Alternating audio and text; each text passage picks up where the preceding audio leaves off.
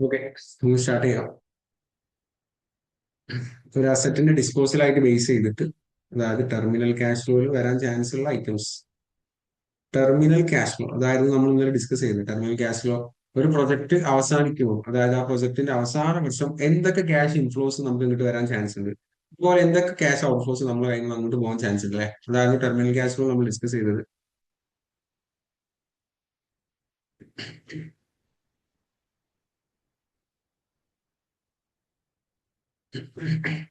നമ്മള് അവസാനം ആ പ്രൊജക്ടിന്റെ ലാസ്റ്റ് ഇയറിൽ ഓപ്പറേഷൻസിലൂടെ നേടിയെടുത്ത ഒരു ഇൻകറിംഗ് ക്യാഷ് ഫ്ലോ ഓൾറെഡി നമ്മൾ കണ്ടെത്തിയിട്ടുണ്ടാവും അല്ലെ. അതിലേക്ക് കുറച്ച് അഡ്ജസ്റ്റ്മെന്റ്സ് കൂടി ചെയ്താൽ നമുക്ക് ടെർമിനൽ ക്യാഷ് ഫ്ലോ കിട്ടി. അവസാന വർഷം നമ്മൾ ആ പ്രൊജക്ട് വിറ്റാൽ നമുക്ക് സാലറീസ് വാല്യൂ കിട്ടും. അത് ഇൻഫ്ലോ ആണ് അല്ലെ, അത് ഞാൻ ആഡ് ചെയ്തു. പിന്നെ ആ അസറ്റ് ഡിസ്പോസ് ചെയ്യാൻ വേണ്ടി എനിക്ക് എന്തെങ്കിലും തരത്തിലുള്ള കോസ്റ്റ് വന്നിട്ടുണ്ടെങ്കിൽ അത് എനിക്കൊരു എക്സ്പെൻസ് ആണ്, എന്റെ കയ്യിൽ നിന്ന് പോകുന്ന ഒരു ഔട്ട്ഫ്ലോ ആണ്, ഡിസ്പോസൽ കോസ്റ്റ്. അത് ഞാൻ ലെസ് ചെയ്തു. പിന്നെ അത് ആ സാൽവേജ് വാല്യൂ കൊടുത്ത് ഞാൻ അത് സെയിൽ ചെയ്യപ്പോൾ മേ ബി എനിക്ക് ഗെയിൻ ആയിരിക്കാം അല്ലെങ്കിൽ ലോസ് ആയിരിക്കാം.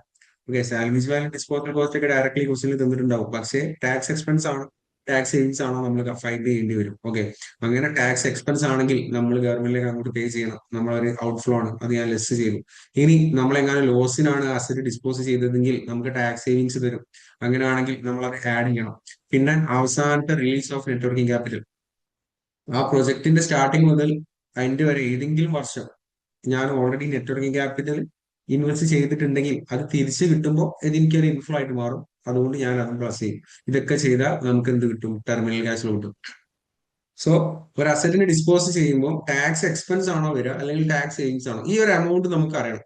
ഇത് നമുക്ക് ടെർമിനൽ ക്യാഷ് ഫ്ലോയുടെ ഇതിൽ ആവശ്യമുണ്ട്. അതിന് വേണ്ടിയിട്ടാണ് നമ്മൾ ആ സാലറീസ് വാല്യൂവിനെ ബുക്ക് വാല്യൂ ആയിട്ട് കമ്പയർ ചെയ്യുന്നത്. So under tax basis, tax purpose ഇല്ല, ടാക്സ് ഡിപ്പാർട്ട്മെന്റ് പറഞ്ഞ രീതിയിൽ നമ്മൾ ഡിപ്രിസിയേഷൻ ചെയ്ത പ്രകാരം നമുക്ക് ഓരോ ടൈമിലും ഒരു ബുക്ക് വാല്യൂ ഉണ്ടാവും. ഇയർ വണ്ണിൽ 30,000 ഡിപ്രിസിയേറ്റ് ചെയ്ത് കഴിഞ്ഞാൽ ഇനി ഡിപ്രിസിയേറ്റ് ചെയ്യാൻ ബാക്കിയുള്ളത് 1,20,000 ആണ്. സോ ആ ഇയർ വണ്ണ് കഴിയുമ്പോൾ ആ അസറ്റിന്റെ ബാലൻസ് ഷീറ്റിലെ വാല്യൂ എന്ന് പറയുന്നത് 1,20,000 ആണ്. അതായിരിക്കും ആ അസറ്റിന്റെ ബുക്ക് വാല്യൂ. ഓക്കെ, അങ്ങനെ ബുക്ക് വാല്യൂ എല്ലാ വർഷവും ഡിപ്രിസിയേറ്റ് ചെയ്ത് കഴിഞ്ഞാൽ സീറോയിലേക്ക് എത്തും. ഉം. അങ്ങനെ ടാക്സ് എക്സ്പെൻസ് ആണോ ടാക്സ് സേവിങ്സ് ആണോ എന്നുള്ള ഒരു കേസ് വൺ അല്ലെ. ബുക്ക് വാല്യൂ സീറോ ആയിരുന്നു, ഒരു ബുക്ക് വാല്യൂ ഇല്ലാത്ത സാധനം, ഒരു വാല്യൂ ഇല്ലാത്ത സാധനം നമ്മൾ 10,000 ആണ് വിറ്റത്. അങ്ങനെയാണെങ്കിൽ ഇതാ ഈ കംപ്ലീറ്റ് 10,000 എന്റെ ഗെയിനാ. അങ്ങനെയാണ് 40% ടാക്സ് പേ ചെയ്തു. ഗെയിൻ ആണെങ്കിൽ ടാക്സ് അങ്ങോട്ട് കൊടുക്കണം. ടാക്സ് അങ്ങോട്ട് കൊടുത്തു, ടാക്സ് എക്സ്പെൻസ് ആണ് അല്ലെ. ഇനി അത് റിലേറ്റ് ചെയ്ത ക്യാഷ് ഫ്ലോ ഏതൊക്കെയാണെന്ന് വെച്ചാൽ സാലറീസ് വാല്യൂ എനിക്ക് കിട്ടി. അതിൽ നിന്ന് ഒരു 4,000 ഞാൻ എടുത്ത് ഗവൺമെന്റ് കൊടുത്തു അല്ലെ. അപ്പൊ റിമൈനിങ് ആയിട്ടുള്ള 6,000 ആണ് നെറ്റ് ക്യാഷ് ഇൻഫ്ലോ. അതായത് കേസ് വൺ വളരെ സിമ്പിൾ ആണ്. ഇതാണ് കേസ് ടു. ആ പറഞ്ഞു, എത്ര കിട്ടി?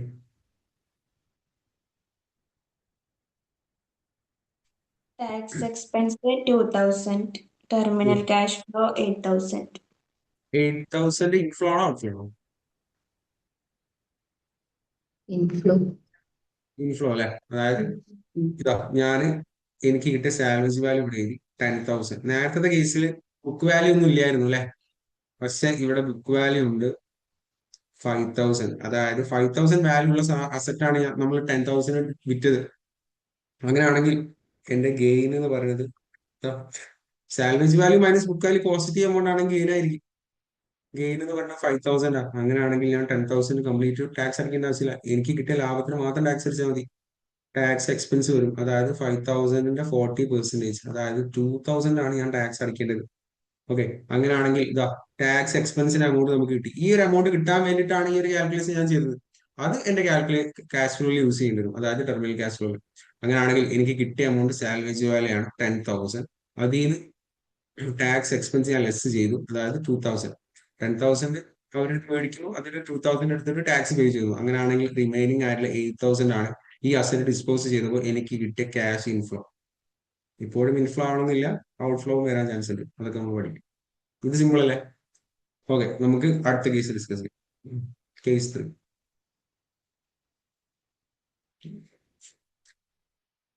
നമ്മൾ ഇത്രയും നേരം ഇതിലെ ഇതാ നമ്മൾ സാൽവേജ് വാല്യൂവിനെ ബുക്ക് വാല്യൂ ആയിട്ടാണ് കമ്പയർ ചെയ്തത് അല്ലെ. ബുക്ക് വാല്യൂ മാത്രമല്ല, ഇൻ കേസ് ആ അസറ്റ് ഡിസ്പോസ് ചെയ്യാൻ നമ്മൾ എന്തെങ്കിലും ചെലവ് നമ്മളെ കയ്യിൽ നിന്ന് വന്നിട്ടുണ്ടെങ്കിൽ അതിനെ കോമൺ ആയിട്ട് ഞാൻ ഡിസ്പോസൽ കോസ്റ്റ് എന്ന് വിളിച്ചു. ഓക്കെ, അതും കൂടി നമ്മൾ കൺസിഡർ ചെയ്യണം. ഈ രണ്ട് എമൗണ്ടും കൺസിഡർ ചെയ്തിട്ടാണ് നമ്മൾ അസറ്റിന് എന്ത് വാല്യൂ ഉണ്ട് അല്ലെ. ബുക്ക് വാല്യൂ എന്ന് പറഞ്ഞാൽ ആ അസറ്റിന് എന്ത് വാല്യൂ ഉണ്ട്, പിന്നെ ഡിസ്പോസൽ കോസ്റ്റ് എന്ന് പറഞ്ഞാൽ ആ അസറ്റ് ഡിസ്പോസ് ചെയ്യാൻ എന്ത് ചെലവ് എനിക്ക് വന്നു. ഈ രണ്ട് എമൗണ്ട് നമ്മൾ കൺസിഡർ ചെയ്യണം. ഓക്കെ, അപ്പൊ ഡിസ്പോസൽ കോസ്റ്റ് കൂടി വന്നാൽ എന്താ അവസ്ഥ നമ്മൾ നോക്കും. പക്ഷെ ട്രിക്കി ആയിട്ടുള്ള സാധനമാണ്, നിങ്ങൾ ട്രൈ ചെയ്യും. കേസ് 3, സാൽവേജ് വാല്യൂ 0, ഒന്നുമില്ല. Book value 0. ഈ ഒരു അസറ്റ് ഡിസ്പോസ് ചെയ്യാൻ വേണ്ടിയിട്ട് എനിക്ക് വന്നിട്ടുള്ള ഡിസ്പോസൽ കോസ്റ്റ് എന്ന് പറഞ്ഞാൽ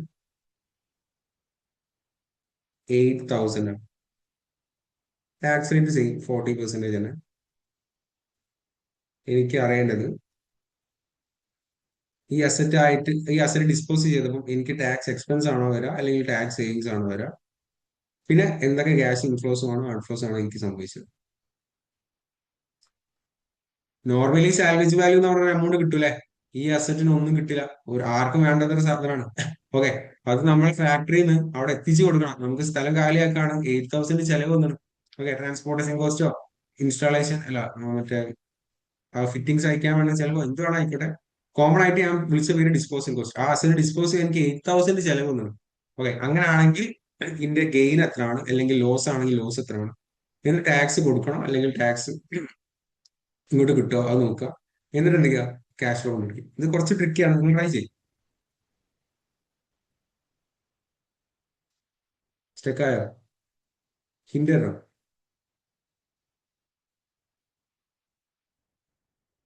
സാൽവേജ് വാല്യൂ മൈനസ് ഇത് മാത്രം നോക്കിക്കോ. നമ്മൾ salvage value minus book value ആണ് ഇതുവരെ ചെയ്തത്. അതിൽ ഡിസ്പോസൽ കോസ്റ്റ് കയറി വന്നാൽ അതും കൂടി നമ്മൾ എഴുതണം, ഡിസ്പോസൽ കോസ്റ്റ്. ഓക്കെ, എന്നിട്ട് കിട്ടുന്ന എമൗണ്ട് ആണ് നമ്മളെ ഗെയിൻ ഓർ ലോസ്.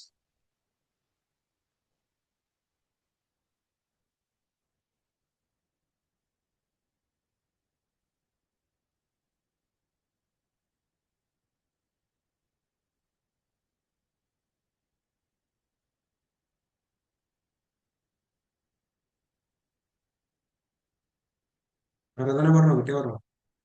4,800 ആണോ? 4,800 ആണ് എന്ത് ക്യാഷ് ക്യാഷ് ഔട്ട്ഫ്ലോ. ഔട്ട്ഫ്ലോ. ശരിയാണ്, ശരി ശരി. ആരാധന എത്ര ടാക്സ് അടിച്ചത്? 40%. അല്ല, എത്ര എമൗണ്ട് ആണ് ടാക്സ് പേ ചെയ്തത്?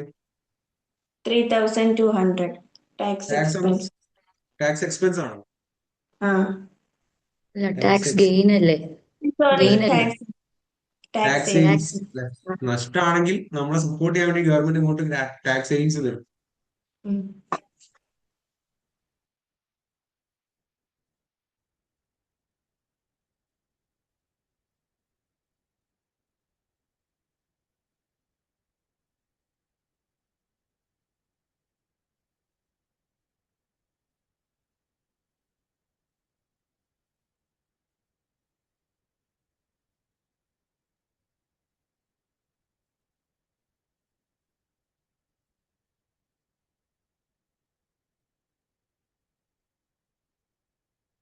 കിട്ടിയോ മുബഷിറ?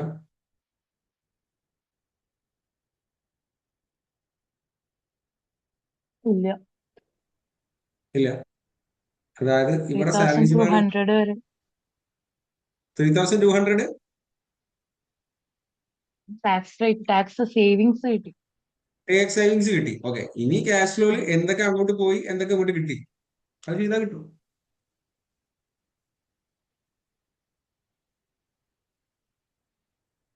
4,800. 4,800 അല്ലേ? ഓക്കെ, ക്ലിയർ അല്ലേ? ഞാൻ ഡിസ്കസ് ചെയ്യാം.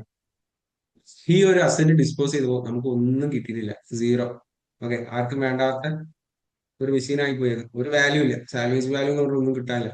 പക്ഷെ ആ മെഷീന് ഫിസിക്കൽ എക്സിസ്റ്റൻസ് ഉണ്ട് നമ്മുടെ ഫാക്ടറിയിൽ, വെറുതെ അത് കിടക്കുകയാണ്, അതിനോട് നമുക്ക് ആവശ്യമില്ല. നമുക്ക് അത് കൊടുത്തിട്ട് അതിന്റെ സ്ഥലം ക്ലിയർ ചെയ്തിട്ട് അടുത്ത മെഷീൻ വാങ്ങണം അല്ലെ, നമ്മൾ ഓപ്പറേഷൻസ് കണ്ടിന്യൂ ചെയ്യണം. നമ്മൾ ആ അസറ്റ് സെയിൽ ചെയ്തപ്പോൾ അതിന്റെ ബുക്ക് വാല്യൂ സീറോ ആയിരുന്നു അല്ലെ. പക്ഷേ ഈ ഒരു അസറ്റ് ഡിസ്പോസ് ചെയ്യാൻ വേണ്ടിയിട്ട് എനിക്ക് ഒരു 8,000 ചെലവ് വന്നിട്ടുണ്ട്. ഓക്കെ, അങ്ങനെയാണെങ്കിൽ salvage value minus book value minus disposal cost ചെയ്താൽ ഈ 8,000 ഈ അസറ്റ് ഡിസ്പോസ് ചെയ്തതായിട്ട് ബന്ധപ്പെട്ട് എനിക്ക് വന്ന നഷ്ടം എന്ന് പറഞ്ഞാൽ ഈ 8,000. ഓക്കെ, ഞാൻ എന്റെ പോക്കറ്റിൽ നിന്ന് കൊടുത്ത ഡിസ്പോസൽ കോസ്റ്റ് കംപ്ലീറ്റ് എനിക്ക് നഷ്ടമാണ്. ഓക്കെ, അങ്ങനെയാണെങ്കിൽ ഈ 8,000 ആണെങ്കിൽ ലോസ്, ഇത്രയും നേരം ഗെയിൻ ആയിരുന്നു. ലോസ് ആണെങ്കിൽ ടാക്സ് ഞാൻ അങ്ങോട്ട് കൊടുക്കണ്ട. ഇത്രയും നേരം ടാക്സ് എക്സ്പെൻസ് നമ്മൾ ലാഭം ഉണ്ടാക്കിയപ്പോൾ നമ്മൾ ഗവൺമെന്റിലേക്ക് അങ്ങോട്ട് ടാക്സ് കൊടുത്തതിന് പകരമായിട്ട് ഗവൺമെന്റ് എന്ത് ചെയ്യും, നമ്മൾ സപ്പോർട്ട് ചെയ്യാൻ വേണ്ടിയിട്ട് ടാക്സ് സേവിങ്സ് തരും. അങ്ങനെയാണെങ്കിൽ 8,000ന്റെ നമുക്ക് വന്ന നഷ്ടത്തിന്റെ ഒരു 40% ഗവൺമെന്റ് നമുക്ക് സപ്പോർട്ട് ചെയ്യാൻ തരും. അതാണ് 3,200 ടാക്സ് സേവിങ്സിലെ നമുക്ക് കിട്ടും ഇൻഫ്ലോ ആണ്. അങ്ങനെയാണെങ്കിൽ ഈ അസറ്റ് ഡിസ്പോസ് ചെയ്തപ്പോൾ എന്തൊക്കെ ക്യാഷ് ലോസ് ആണ് സംഭവിച്ചത് നോക്കാം. ഞാൻ അങ്ങോട്ട് കൊടുത്ത ക്യാഷ് അല്ലെങ്കിൽ ഞാൻ ഡിസ്പോസൽ കോസ്റ്റ് എന്ന് പറഞ്ഞിട്ട് എനിക്ക് വന്ന ചെലവ് എന്ന് പറഞ്ഞാൽ ഇതാ, അസറ്റ് ഡിസ്പോസ് ചെയ്യാൻ വന്ന ചെലവ് എന്ന് പറഞ്ഞാൽ 8,000 അല്ലെ. അത് എനിക്കൊരു ഔട്ട്ഫ്ലോ അല്ലെ. ഇനി എനിക്ക് എന്താ കിട്ടിയത്, ഇങ്ങോട്ട് കിട്ടിയത് എന്ന് പറഞ്ഞാൽ salvage value, normally salvage value ഇങ്ങോട്ട് കിട്ടുന്ന എമൗണ്ട് ആണ്. ഇവിടെ സാൽവേജ് വാല്യൂ 0 ആണ്, സാൽവേജ് വാല്യൂ ഒന്നുമില്ല. പക്ഷെ നമ്മൾ ലോസിനായോണ്ട് വിറ്റത് കൊണ്ട് ഇതാ നമുക്കൊരു 3,200 ടാക്സ് സേവിങ്സ് കിട്ടുന്നുണ്ട്.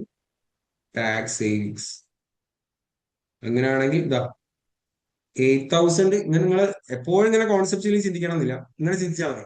നമുക്ക് ചെലവായിട്ടുള്ളത് 8,000 ആണ് അല്ലെ. ആ 8,000 നമ്മൾ പോയതിൽ നിന്നും ഒരു 3,200 ഗവൺമെന്റ് നമുക്ക് സപ്പോർട്ട് ചെയ്യാൻ തന്നു. അങ്ങനെയാണെങ്കിൽ ഈ 8,000 മൊത്തം നമ്മൾ സഹിക്കേണ്ട ആവശ്യമില്ല. ഓക്കെ, അതിൽ ടാക്സ് സേവിങ്സ് കഴിഞ്ഞിട്ടുള്ള ബാക്കി 4,800 മാത്രം നമ്മൾ സഹിച്ചാൽ മതി. ഈ 4,800 ക്യാഷ് ഔട്ട്ഫ്ലോ ആണ്. ഓക്കെ, അത് ഞാൻ എന്ത് ചെയ്യണം, അത് തല തിരിച്ച് ചെയ്യാം. അപ്പൊ നമുക്ക് കൺഫ്യൂഷൻ വരില്ല. പോസിറ്റീവ് എമൗണ്ട് നെഗറ്റീവ് കുറച്ചാൽ കൺഫ്യൂഷൻ ഇല്ലാണ്ട് കിട്ടും. ഇതാ നമുക്ക് കിട്ടിയ എമൗണ്ട് പറഞ്ഞാൽ 3,200 ആണ്. അതിൽ നിന്ന് എനിക്ക് പോയ എമൗണ്ട് ഡിസ്പോസൽ കോസ്റ്റ്. ഓക്കെ, 8,000. 3,000 - 800 പറഞ്ഞാൽ 4,800 നെഗറ്റീവ് എമൗണ്ട്. ഓക്കെ, ഈ നെഗറ്റീവ് എമൗണ്ട് എന്നാലാണ് എന്റെ cash outflow, net cash outflow. Okay, അതായത് അസറ്റ് ഡിസ്പോസ് ചെയ്യാൻ വേണ്ടി 8,000 നമുക്ക് ചെലവായിട്ടുണ്ട് ആക്ച്വലി. പക്ഷെ ആ 8,000 ചെലവായപ്പോൾ ഒരു 3,200 ഗവൺമെന്റ് നമ്മളെ സപ്പോർട്ട് ചെയ്യാൻ വേണ്ടി തന്നു. അങ്ങനെയാണെങ്കിൽ ഈ 8,000 മൊത്തം നമ്മൾ സഹിക്കേണ്ട ആവശ്യമില്ല. 3,200 ഗവൺമെന്റ് സപ്പോർട്ട് ചെയ്യാൻ വേണ്ടി തന്ന ടാക്സ് സേവിങ്സ് കുറച്ചിട്ടുള്ള റിമൈനിങ് ആയിട്ടുള്ള 4,800 മാത്രമേ നമ്മളെ കയ്യിൽ നിന്ന് പോകുന്നുള്ളൂ. ഓക്കെ, ക്ലിയർ അല്ലേ? കേസ് 3 ക്ലിയർ അല്ലേ? അങ്ങനെയാണെങ്കിൽ കേസ് 4ലേക്ക് പോവാം.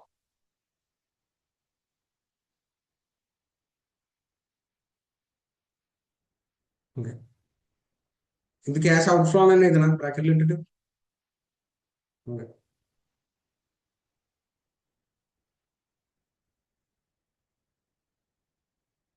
കേസ് 4 സാൽവേജ് വാല്യൂ 10,000 ആണ്, ബുക്ക് വാല്യൂ 30,000 ആണ്.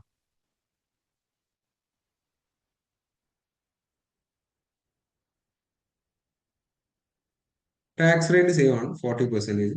ഡിസ്പോസൽ കോസ്റ്റ് ഒന്നുമില്ല. ഓക്കെ, ഇതാണ് അവസ്ഥ. 30,000 വാല്യൂ ഉള്ള സാധനം ഞാൻ 10,000-ന് വിറ്റു. ടാക്സ് എക്സ്പെൻസ് ആണോ ടാക്സ് സേവിങ്സ് ആണോ എന്ന് അറിയണം. അതുപോലെ തന്നെ ഈ അസറ്റ് ഡിസ്പോസ് ചെയ്തപ്പോൾ എന്തൊക്കെ ക്യാഷ് ഫ്ലോസ് എനിക്ക് കിട്ടി, എന്തൊക്കെ ക്യാഷ് ഫ്ലോസ് കൊണ്ട് പോയി, അത് രണ്ടും നെറ്റ് ചെയ്താൽ നെറ്റ് എത്ര ക്യാഷ് ഫ്ലോ കിട്ടി.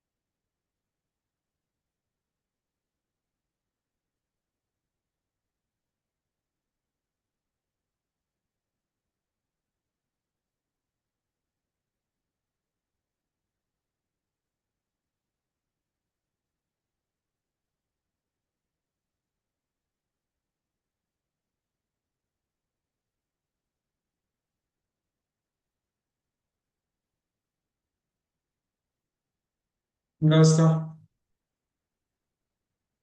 കിട്ടിയ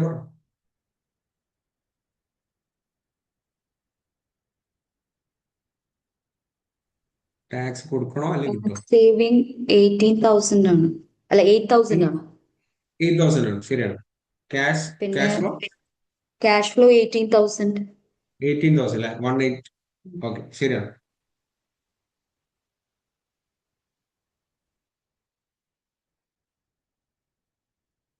ആരാധന ഉണ്ടില്ലേ? Yes sir. Okay.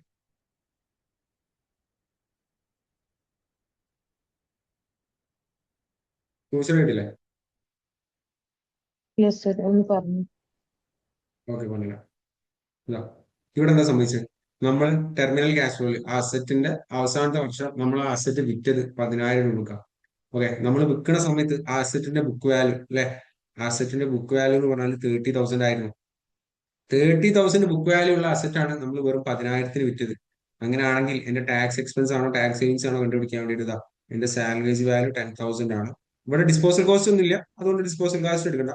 Disposal cost ഉണ്ടെങ്കിൽ നമ്മൾ സാലറീസ് വാല്യൂവിനെ ബുക്ക് വാല്യൂവും ഡിസ്പോസൽ കോസ്റ്റ് ആയിട്ട് കമ്പയർ ചെയ്യണം.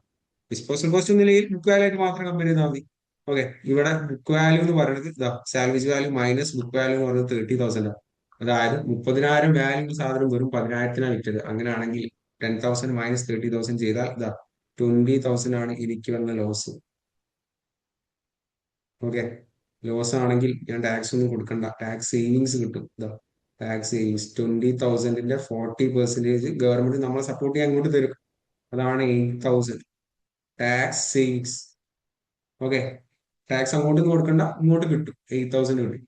അങ്ങനെയാണെങ്കിൽ ഈ അസറ്റ് വിറ്റപ്പോൾ എന്തൊക്കെ ക്യാഷ് എനിക്ക് കിട്ടി? സാലറീസ് വാല്യൂ കിട്ടി 10,000 അല്ലെ. ഡിസ്പോസൽ കോസ്റ്റ് ഇല്ല, ടാക്സ് എക്സ്പെൻസും ഇല്ല, ടാക്സ് സേവിങ്സ് ആണ്, ഇതും ഒരു ഇൻഫ്ലോ ആണ് അല്ലെ.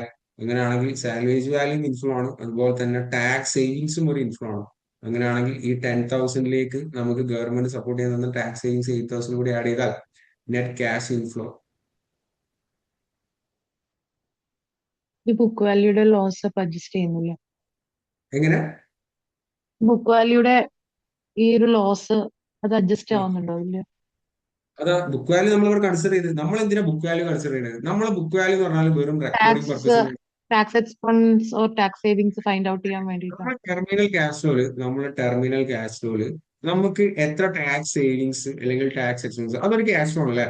ഈ എമൗണ്ട് അറിയാൻ വേണ്ടി മാത്രമാണ് നമ്മൾ ബുക്ക് വാല്യൂ ആയിട്ട് കമ്പയർ ചെയ്യുന്നത്. അല്ലാണ്ട് ബുക്ക് വാല്യൂ നമ്മളെ ഡയറക്ട്ലി ക്യാഷ് ഫ്ലോ എഫക്ട് ചെയ്യുന്നില്ല. ഡിപ്രീസിയേഷൻ ഡയറക്ട്ലി എഫക്ട് ചെയ്യുന്നില്ല, പക്ഷേ ഡിപ്രീസിയേഷൻ ടാക്സിൽ എഫക്ട് ചെയ്യുന്നില്ല. ആ ഒരു രീതിയിൽ നോക്കിയാൽ മതി. ഇതാ, ബുക്ക് വാല്യൂ എത്ര വാല്യൂ ഉള്ള സാധനമാണ് നമ്മൾ 10,000-ന് വിറ്റ് നോക്കിയാൽ 30,000 വാല്യൂ ഉള്ളതാണ് 10,000-ന് വിറ്റ്. അങ്ങനെയാണെങ്കിൽ 20,000 എനിക്ക് നഷ്ടമാണ്.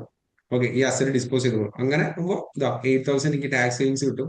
അതുപോലെ തന്നെ അത് വിറ്റപ്പം കിട്ടിയ സാലറീസ് വാല്യൂ രണ്ടും കൂടി കൂട്ടിയാൽ ഇതാ 18,000 ആണ് ഈ അസറ്റ് ഡിസ്പോസ് ചെയ്തപ്പോൾ എനിക്ക് കിട്ടിയ ക്യാഷ് ഇൻഫ്ലോ അല്ലെ, നെറ്റ് ക്യാഷ് ഇൻഫ്ലോ. ഈ 18,000 ആയിരിക്കണം നമ്മൾ ടെർമിനൽ ക്യാഷ് ഫ്ലോയിൽ യൂസ് ചെയ്യുന്നത്. ഓക്കെ അല്ലേ? ഈ കേസ് ഓക്കെ അല്ലേ? കേസ് 4. ഓക്കെ, ഇപ്പൊ നമ്മൾ എല്ലാ കേസുകളും പഠിച്ച്, അതായത് ബുക്ക് വാല്യൂ ഉണ്ടെങ്കിൽ, ബുക്ക് വാല്യൂ ഇല്ലെങ്കിൽ, ഡിസ്പോസൽ കോസ്റ്റ് ഉണ്ടെങ്കിൽ ഇല്ലെങ്കിൽ ഒക്കെ പഠിച്ച് നമ്മൾ ഇനി രണ്ട് ക്വസ്റ്റ്യൻസ് ചെയ്യാം. ക്വസ്റ്റ്യൻ എന്ന് പറഞ്ഞു കഴിഞ്ഞാൽ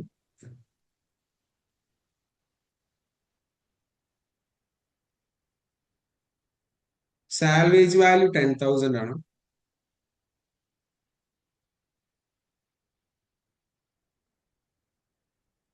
ബുക്ക് വാല്യൂ 5,000 ആണ്.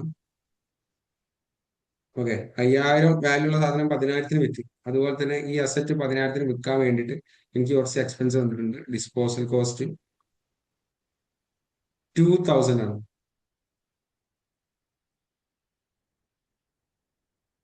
ടാക്സ് റേറ്റ് 40% ആണ്. അങ്ങനെയാണെങ്കിൽ എത്രയാണ് എന്റെ ടാക്സ് എക്സ്പെൻസ് അല്ലെങ്കിൽ ടാക്സ് സേവിങ്സ്? ഏതെങ്കിലും ഒന്ന് സംഭവിക്കുമല്ലോ. അതുപോലെ തന്നെ എന്തൊക്കെ ക്യാഷ് ഇൻഫ്ലോസ് വന്നു, എന്തൊക്കെ ക്യാഷ് ഔട്ട്ഫ്ലോസ് വന്നു, net cash inflow or net cash outflow എത്ര?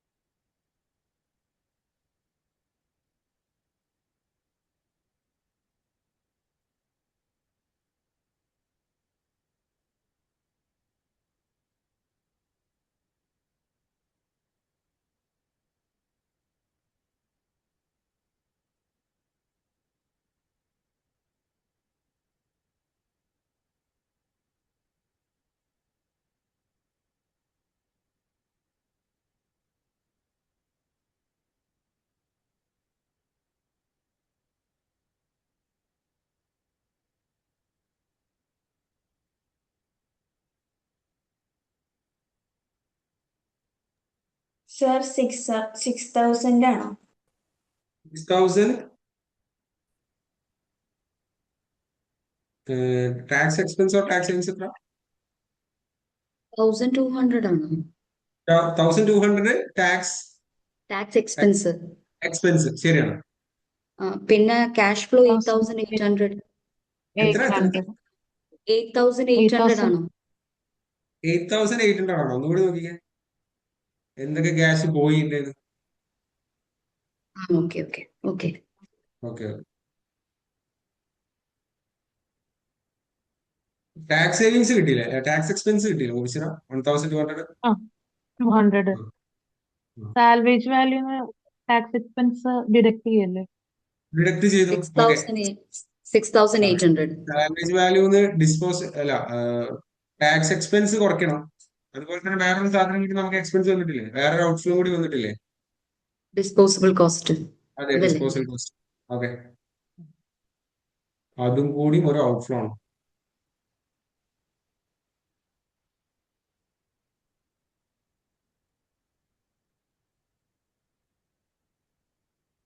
$6,800 ആണോ?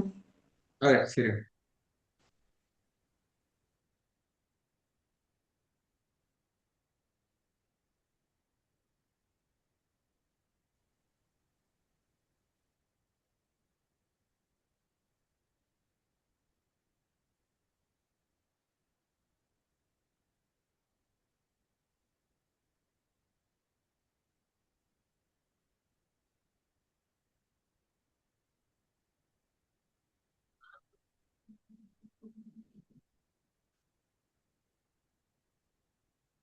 മുബിസിറ കിട്ടിയില്ല? കിട്ടി കിട്ടി. ഇതാ ഈ അസറ്റ് ഡിസ്പോസ് ചെയ്തപ്പോ എനിക്ക് കിട്ടിയ സാൽവേജ് വാല്യൂ എന്ന് പറഞ്ഞാൽ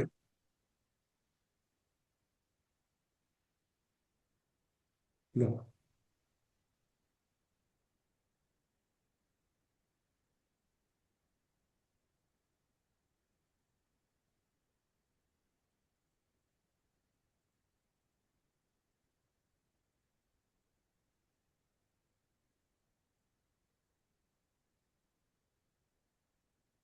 ഈ അസറ്റ് വിറ്റപ്പോ എനിക്ക് കിട്ടിയ സാലറീസ് വാല്യൂ എന്ന് പറഞ്ഞാൽ 10,000 ആണ്. ഓക്കെ, 10,000 ഇത് വിറ്റപ്പോ കിട്ടി. പക്ഷെ ഞാൻ ഇതാ അതിന് ബുക്ക് വാല്യൂ ഉണ്ട്, 5,000 വാല്യൂ ഉണ്ട് ആ സാധനത്തിന്. അതുപോലെ തന്നെ ഈ അസറ്റ് ഡിസ്പോസ് ചെയ്യാൻ വേണ്ടി എനിക്ക് വന്ന കോസ്റ്റ് ഇതാ മൈനസ് ഡിസ്പോസൽ കോസ്റ്റ് 2,000 ആണ്. ഓക്കെ, ഇതാ ഇത് രണ്ടുമാണ് ഈ അസറ്റിന് വന്നിട്ടുള്ള ചെലവ് എന്ന് പറയുന്നത്. 2,000 ഞാൻ അങ്ങോട്ട് കൊടുത്തത്, അതുപോലെ തന്നെ അതിന്റെ കറന്റ് ഉള്ള ബുക്ക് വാല്യൂ, അസറ്റിന്റെ വാല്യൂ 5,000 അല്ലെ. അങ്ങനെയാണെങ്കിൽ ടോട്ടൽ 7,000 വരും. അത് നമ്മൾ നോക്കേണ്ട ആവശ്യമില്ല അല്ലെ. ഈ 7,000 വാല്യൂ ഉള്ള സാധനം നമുക്ക് ചെലവ് വന്നിട്ടുള്ളത്, ഈ അസറ്റ് ഡിസ്പോസ് ചെയ്യാനുള്ള ചെലവ് എന്ന് പറഞ്ഞാൽ 7,000 ആയിരുന്നു. പക്ഷെ നമുക്ക് കിട്ടിയത് 10,000 ആണ് അല്ലെ. എക്സ്ട്രാ ഒരു 3,000 കിട്ടുന്നുണ്ട്. അതാണ് നമ്മൾ ഗെയിൻ. അപ്പോൾ 10,000 അങ്ങനെ ഒന്നും ചിന്തിക്കേണ്ട ആവശ്യമില്ല. ഓക്കെ, നമ്മുടെ മൈൻഡിൽ ഉണ്ടായാൽ മതി എന്താ സംഭവിക്കുന്നത്. 10,000 salary value minus 5,000 book value minus 2,000 disposal cost. Positive amount ആണ് 3,000. അതെന്താണ്? ഗെയിൻ ആണ്. 3,000 ഗെയിൻ ആണ്. ഗെയിൻ ആണെങ്കിൽ ഞാൻ ടാക്സ് അങ്ങോട്ട് കൊടുക്കേണ്ടി വരും അല്ലെ. ടാക്സ് എക്സ്പെൻസ് ആണ്. ടാക്സ് എക്സ്പെൻസ് 3,000ന്റെ 40% ഞാൻ ടാക്സ് പേ ചെയ്താൽ എന്റെ കയ്യിൽ നിന്ന് ഒരു 1,200 ഞാൻ എടുത്ത് കൊടുക്കണം അല്ലെ. അങ്ങനെയാണെങ്കിൽ എന്തൊക്കെ ക്യാഷ് എനിക്ക് കിട്ടിയത്? സാൽവേജ് വാല്യൂ കിട്ടി 10,000, അത് ഞാൻ ആഡ് ചെയ്തു. അതുപോലെ തന്നെ ഇനി വേറെ ഒന്നും കിട്ടാനില്ല. ടാക്സ് സേവിങ്സ് ഇല്ല, ടാക്സ് എക്സ്പെൻസ് ഉള്ളൂ. എന്താണ് സംഭവിച്ചത്? ഞാൻ അസറ്റ് വിറ്റപ്പം ഒരു 10,000 എനിക്ക് കിട്ടിയില്ലേ. ആ 10,000 നിന്ന് ഒരു 1,200 ഞാൻ എടുത്തിട്ട് അല്ലേ വേണ്ട, ആ 10,000 ആദ്യം ഞാൻ ഡിസ്പോസൽ കോസ്റ്റ് കൊടുക്കും. ഓക്കെ, ഡിസ്പോസൽ കോസ്റ്റ് 2,000 ആണ്. ഓക്കെ, ഇപ്പൊ ഇന്ത്യയിൽ 8,000 ഉള്ളൂ. ആ 8,000 നിന്ന് ഒരു 1,200 കൂടി എടുത്ത് ടാക്സ് കൊടുത്തു. Tax expense 1,200. അങ്ങനെയാണെങ്കിൽ 6,800 എനിക്ക് നെറ്റ് കിട്ടുന്നുള്ളൂ. അങ്ങനെ ചിന്തിച്ചാൽ മതി. എപ്പോഴും അങ്ങനെ ചിന്തിക്കാൻ പറയില്ല, നമ്മൾ മൈൻഡിൽ ഉണ്ടാവണം. ഓക്കെ, 10,000 മൈനസ് 2,000 മൈനസ് 1,200 ചെയ്താൽ 6,800 ആണ് എനിക്ക് കിട്ടിയ നെറ്റ് ക്യാഷ് ഇൻഫ്ലോ. നമ്മൾ ടെർമിനൽ ക്യാഷ് ഫ്ലോയിൽ ഈ ഒരു അഡ്ജസ്റ്റ്മെന്റ്സ് ഇങ്ങനെ പെർഫെക്റ്റ് ആക്കി വരാണ്. ഓക്കെ, ഒരു ക്വസ്റ്റ്യൻ കൂടി നമ്മൾ കഴിഞ്ഞിട്ടുണ്ടെങ്കിൽ നമ്മൾ ഒരു എസ് എ ക്വസ്റ്റ്യൻസ് ഇന്ന് ഡിസ്കസ് ചെയ്യും. ഈ കേസ് ക്ലിയർ അല്ലേ? ഈ ക്വസ്റ്റ്യൻ ക്ലിയർ അല്ലേ? 6,800 നമുക്ക് ഒറ്റ കൂടി ചെയ്യാം, അത് കഴിഞ്ഞിട്ട് നമുക്ക് വലിയ ക്വസ്റ്റിലേക്ക് കടക്കാം.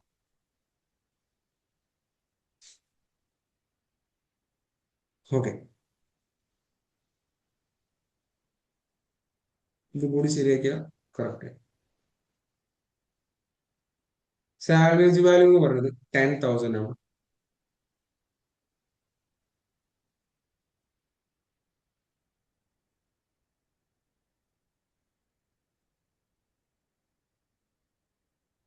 ബുക്ക് വാല്യൂ 40,000 ആണ്. ഓക്കെ, ഡിസ്പോസൽ കോസ്റ്റ് 70,000 ആണ്. ടാക്സ് റേറ്റ് സെയിം ആണ്. അങ്ങനെയാണെങ്കിൽ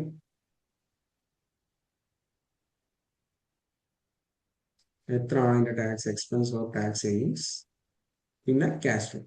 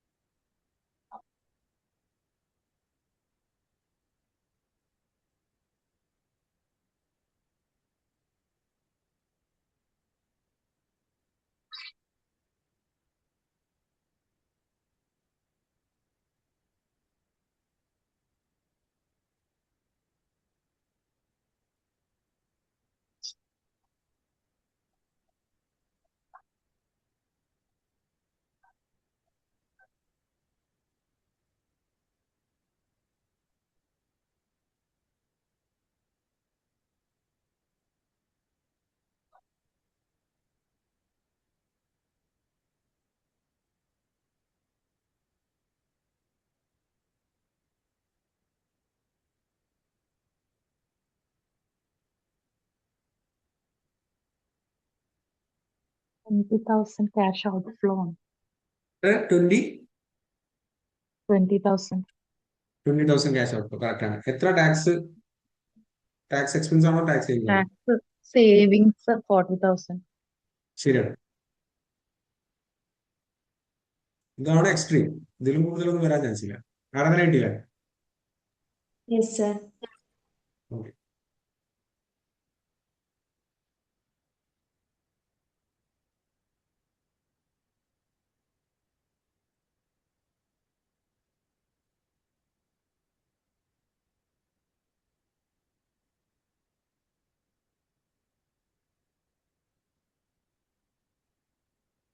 സുവിധ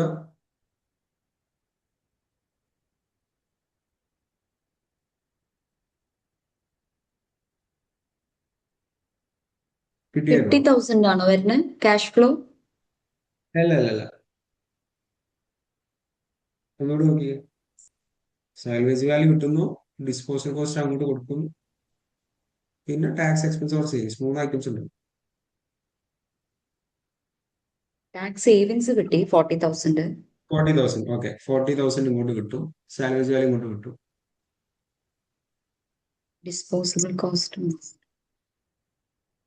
70,000 ആണ് ഡിസ്പോസൽ കോസ്റ്റ്. അങ്ങനെയാണെങ്കിൽ നെറ്റ് എത്ര പോയത്?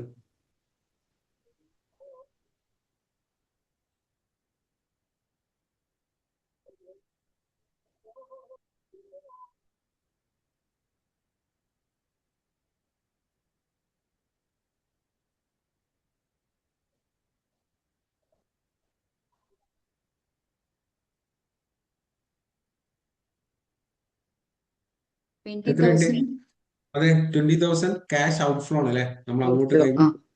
കൈ ഞാൻ ഡിസ്കസ് ചെയ്യാം. ദാ, ഈ അസറ്റ് ഡിസ്പോസ് ചെയ്തപ്പോൾ എനിക്ക് സാലറി വാല്യൂ കിട്ടിയത് 10,000. ഓക്കെ, അതിന് എനിക്ക് വന്ന കോസ്റ്റുകൾ എന്തൊക്കെ? അതിന് ബുക്ക് വാല്യൂ ഉണ്ടായിരുന്നു 40,000 ബുക്ക് വാല്യൂ ഉണ്ട്. ഓക്കെ, ഇത് മാത്രമാണ് എന്താ അവസ്ഥ? 40,000 വാല്യൂ സാധനം ഞാൻ 10,000-ന് വിറ്റു. ഓൾറെഡി 30,000 ലോസിലാണ് കിട്ടുന്നത്. ആ ലോസിലേക്ക് വേറൊരു ചെലവും കൂടി വരികയാണ്. ഡിസ്പോസൽ കോസ്റ്റ് എന്ന് പറഞ്ഞിട്ട് വീണ്ടും ഒരു 70,000 വന്നാൽ ഇതിന്റെ ലോസ് കൂടി. 30,000 ഇതിന് വീണ്ടും 70,000 കൂട്ടണം. അങ്ങനെ ചിന്തിക്കുന്ന 10,000 മൈനസ് ബുക്ക് വാല്യൂ 40,000. അപ്പം കാൽക്കുലേറ്ററിൽ മൈനസ് 30,000 ഇതാണ് ഓൾറെഡി ഉള്ള ലോസ്. വീണ്ടും ഒരു 70,000 ലെസ് ചെയ്താൽ അല്ലെ നമ്മളെ ലോസ് എന്ന് പറയുന്നത് ഈ അസറ്റ് ഡിസ്പോസ് ചെയ്തപ്പോൾ അല്ലെ ടോട്ടൽ നമുക്ക് വരുന്ന എക്സ്പെൻസ് 1,10,000 ആണ്. 40,000 അതിന് ബുക്ക് വാല്യൂ, 70,000 അതിന് ഡിസ്പോസൽ കാസ്റ്റും. 1,10,000 അല്ലെ നമുക്ക് കിട്ടിയത് വെറും 10,000. അപ്പൊ ഡിഫറൻസ് ആയിട്ടുള്ള 1,00,000 ആണ് നമുക്ക് വന്നിട്ടുള്ള ലോസ്. ഇതാ ലോസ് ആണ്. ലോസ് ആണെങ്കിൽ ഞാൻ ടാക്സ് അങ്ങോട്ട് കൊടുക്കേണ്ട, സേവിങ്സ് കിട്ടില്ല. 1,00,000 ആണ് എന്റെ ലോസ്. അതിന്റെ 40% ആയിട്ടുള്ള 40,000 എനിക്ക് ടാക്സ് സേവിങ്സ് ആയിട്ട് ഇങ്ങോട്ട് കിട്ടും. ഓക്കെ, അങ്ങനെയാണെങ്കിൽ എന്തൊക്കെ അവിടെ സംഭവിച്ചത്? ഈ അസറ്റ് ഡിസ്പോസ് ചെയ്തപ്പോൾ എനിക്ക് ഇങ്ങോട്ട് കിട്ടിയ എമൗണ്ട് 10,000 സാലവേജ് വാല്യൂ അല്ലെ. ഓക്കെ, ഞാൻ വിറ്റപ്പോ 10,000 സാലവേജ് വാല്യൂ കിട്ടി. വിറ്റപ്പോ ലോസിനാണ് വിറ്റത് കൊണ്ട് 40,000 ടാക്സ് സേവിങ്സ് കിട്ടിയതുകൊണ്ട് അതും ഒരു ഇൻഫ്ലോ ആണ്. ടാക്സ് സേവിങ്സ് ഞാൻ അതിലേക്ക് ആഡ് ചെയ്തു. ടാക്സ് സേവിങ്സ് 40,000 അല്ലെ. ഇപ്പൊ എത്ര എമൗണ്ടിന്റെ കൈമലുണ്ട്? എനിക്ക് സാലവേജ് വാല്യൂ കിട്ടിയ 10,000 ഉണ്ട്. ഇങ്ങനെ ആലോചിച്ചാൽ മതി. നിങ്ങൾ കോൺസെപ്ച്വലി ചിന്തിക്കുകയാണെങ്കിൽ സാലവേജ് വാല്യൂ ആയിട്ട് കിട്ടിയ 10,000 ഗവൺമെന്റ് നമുക്ക് തന്ന ടാക്സ് സേവിങ്സ് 40,000. ഇപ്പൊ എന്റെ കയ്യിൽ 50,000 ഉണ്ട് അല്ലെ. ഈ 50,000ലേക്ക് ഈ ഡിസ്പോസൽ കോസ്റ്റ് ആയിട്ടുള്ള 70,000 അവർക്ക് കൊടുത്ത് സെറ്റിൽ ചെയ്യാൻ ഞാനൊരു എക്സ്ട്രാ 20,000 കൂടി എന്റെ കൈമൽ തരണം. ഇതാണ് ആക്ച്വലി സംഭവിക്കുന്നത്. ഓക്കെ, പോസിറ്റീവ് ആയിട്ടുള്ള എമൗണ്ട് ഇങ്ങനെ നെഗറ്റീവ് ആയിട്ടുള്ള ബ്രാക്കറ്റ് ഇട്ടാൽ മതി. ഇതാ സാലവേജ് വാല്യൂ 10,000 മൈനസ് 40,000 ചെയ്താൽ 30,000 അല്ല 10,000 പ്ലസ് 40,000 ഇത് രണ്ടുമാണ് നമുക്ക് കിട്ടിയ എമൗണ്ട്. സോ ടോട്ടൽ 50,000 കിട്ടി. ഓക്കെ, ഈ 50,000ലേക്ക് നമ്മളെ പോക്കറ്റിൽ നിന്ന് ഒരു 20,000 കൂടി കൂട്ടിയിട്ട് ആ 70,000 ഡിസ്പോസൽ കോസ്റ്റ് ആയിട്ട് കൊടുത്തു. അതേ അവിടെ സംഭവിച്ചുള്ളൂ. അങ്ങനെയാണെങ്കിൽ ഈ അസറ്റ് ഡിസ്പോസ് ചെയ്തപ്പോൾ എനിക്ക് വന്ന ക്യാഷ് ഔട്ട്ഫ്ലോ എന്ന് പറഞ്ഞാൽ 20,000. ഓക്കെ, 70,000 ആണ്. ഈ 70,000ലേക്ക് 40,000 സാലറി വാല്യൂ കിട്ടിയാൽ യൂസ് ചെയ്ത് ടാക്സ് കിട്ടിയ 40,000 യൂസ് ചെയ്ത് അപ്പൊ ഓൾറെഡി 50K ആയി. അതിലേക്ക് ഞാൻ ഒരു 20,000 എന്റെ കയ്യിൽ നിന്നിട്ട് കൊടുത്തു അല്ലെ. ഇതാണ് ഇതിന്റെ നെറ്റ് ക്യാഷ് ഔട്ട്ഫ്ലോ.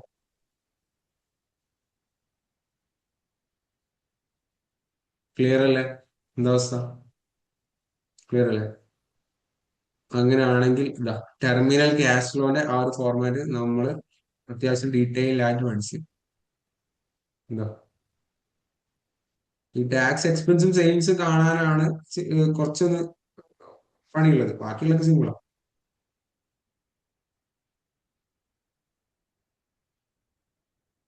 ഒരു പ്രൊജക്ടിന്റെ final year cash flow, terminal cash ഫ്ലോയിൽ ഓൾറെഡി അതിന്റെ ഓപ്പറേഷൻസിലൂടെ നേടിയെടുത്ത ഒരു ഇന്ററിംഗ് ക്യാഷ് ഫ്ലോ ഉണ്ടാവും അല്ലെ. ഇന്ററിംഗ് ക്യാഷ് ഫ്ലോ കാണാൻ വേണ്ടിയിട്ട് നമുക്ക് EBDT × 1 - tax rate plus depreciation tax ചെയ്താൽ മതി. സിമ്പിൾ ആയിട്ട് കിട്ടും. അതിലേക്ക് സാലറി വാല്യൂ ആഡ് ചെയ്യുക, ഡിസ്പോസൽ കോസ്റ്റ് ലെസ് ചെയ്യുക, release of net work capital ഇല്ല. ഇത് മാത്രമേ നമുക്ക് കാൽക്കുലേറ്റ് ചെയ്ത് കണ്ടുപിടിക്കാനുള്ളൂ. ടാക്സ് എക്സ്പെൻസും ടാക്സ് സേവിങ്സും അല്ലെ. അത് നമ്മൾ കണ്ടുപിടിക്കാനും പഠിച്ച് എക്സ്പേർട്ട് ആയി. ഇനി നമുക്ക് എന്ത് ചെയ്യാം? ഞാൻ ഇനീഷ്യൽ ഇൻവെസ്റ്റ്മെന്റും ഇന്ററിംഗ് ക്യാഷ് ഫ്ലോയും കഴിയുമ്പോൾ നമ്മളൊരു ക്വസ്റ്റ്യൻ ചെയ്തായിരുന്നു അല്ലെ. ഓൾട്ടർനേറ്റീവ് 1 ചെയ്തു, ഓൾട്ടർനേറ്റീവ് 2 ചെയ്തു. ഓൾട്ടർനേറ്റീവ് 1 ചെയ്തു 1,72,000 ഒക്കെ കിട്ടി. അതുപോലെ തന്നെ ഓൾട്ടർനേറ്റീവ് 2 ചെയ്തു. സെയിം സാധനം കിട്ടുന്നത്. ഇനി നമ്മളൊരു ക്വസ്റ്റ്യൻ ഡിസ്കസ് ചെയ്യാൻ പോകണം. ഓൾട്ടർനേറ്റീവ് 2 മാത്രം ചെയ്താൽ മതി. എന്ത്? Interim cash flows. അതുപോലെ തന്നെ ടെർമിനൽ ക്യാഷ് ഫ്ലോയിൽ അഡ്ജസ്റ്റ്മെന്റ്സ് ഉണ്ടാവും. ഈ ക്വസ്റ്റ്യനിൽ ടെർമിനൽ ക്യാഷ് ഫ്ലോ എന്ന് പറഞ്ഞാൽ 1,66,000 ആണ്. അതായത് പ്രൊജക്ട് അവസാനിക്കുന്നത് ഇയർ 5-ലാണ്. 1,66,000 ഇന്ററിംഗ് ക്യാഷ് ഫ്ലോ എന്നാണ് പ്രൊജക്ടിന്റെ ടെർമിനൽ ക്യാഷ് ഫ്ലോ. കാരണം അഡ്ജസ്റ്റ്മെന്റ്സ് ഒന്നും ഇല്ലായിരുന്നു. ഓക്കെ, ഇനി ഞാൻ പറയാൻ പോണ കേസിൽ ഡിസ്കസ് ചെയ്യാൻ പോണ ക്വസ്റ്റ്യനിൽ അഡ്ജസ്റ്റ്മെന്റ്സ് ഉണ്ടാവും. ഓക്കെ, സോ നമുക്ക് ആ ക്വസ്റ്റ്യൻ ചെയ്യാം. ഈ ക്വസ്റ്റ്യൻ ചെയ്താൽ നിങ്ങൾക്ക് നല്ലൊരു ഐഡിയ കിട്ടും. അതിന്റെ മുന്നേ നമ്മളിപ്പം ഡിസ്കസ് ചെയ്ത കാര്യങ്ങൾ, അതായത് 3-4 കേസും 2 ക്വസ്റ്റ്യൻസിലും ഡിസ്കസ് ചെയ്ത കാര്യങ്ങൾ ഒരു നോട്ടായിട്ട് ഞാൻ അവിടെ എഴുതാം. എന്താണ് നമ്മൾ ഇപ്പം പഠിച്ചത് എന്നുള്ള നോട്ടാക്കിയില്ല. അപ്പൊ നിങ്ങൾ നോട്ട്സ് അല്ലെങ്കിൽ എന്തെങ്കിലും ഒരു സൈഡ് അടി നോക്കാം.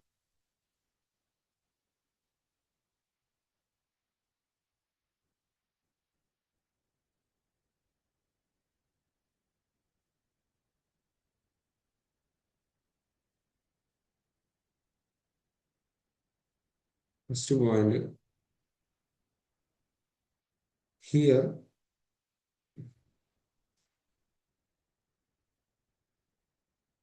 book value is on the basis of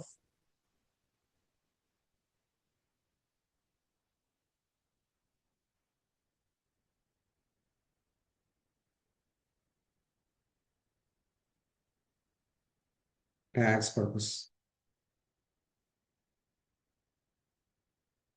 നമുക്ക് കിട്ടിയത് ഗെയിൻ ആണെങ്കിൽ ഞാൻ ടാക്സ് അങ്ങോട്ട് കൊടുക്കേണ്ടി വരും. ടാക്സ് എക്സ്പെൻസ് ആണ്.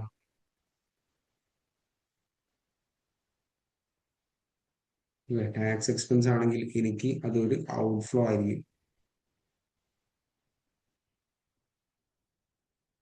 ഇനി അസറ്റ് ഡിസ്പോസ് ചെയ്തപ്പോൾ സംഭവിച്ചത് ലോസ് ആണെങ്കിൽ ടാക്സ് സേവിങ്സ് ആണ് കിട്ടുക. ടാക്സ് സേവിങ്സ് കിട്ടിയാൽ അത് ഒരു ഇൻഫ്ലോ ആയിരിക്കും. ഓക്കെ, ഇത് കുറച്ച് നമ്മൾ പോകണം. സെക്കൻഡ് ടൈപ്പ്, നമുക്ക് കിട്ടിയ സാൽവേജ് വാല്യൂ നമ്മുടെ ബുക്ക് വാല്യൂവിനെക്കാട്ടും കൂടുതലാണെങ്കിൽ, ഓക്കെ, നമുക്ക് കിട്ടിയ സാൽവേജ് വാല്യൂ ബുക്ക് വാല്യൂവിനെക്കാട്ടും കൂടുതലാണെങ്കിൽ ഗെയിൻ ആണോ ലോസ് ആണോ? അതായത്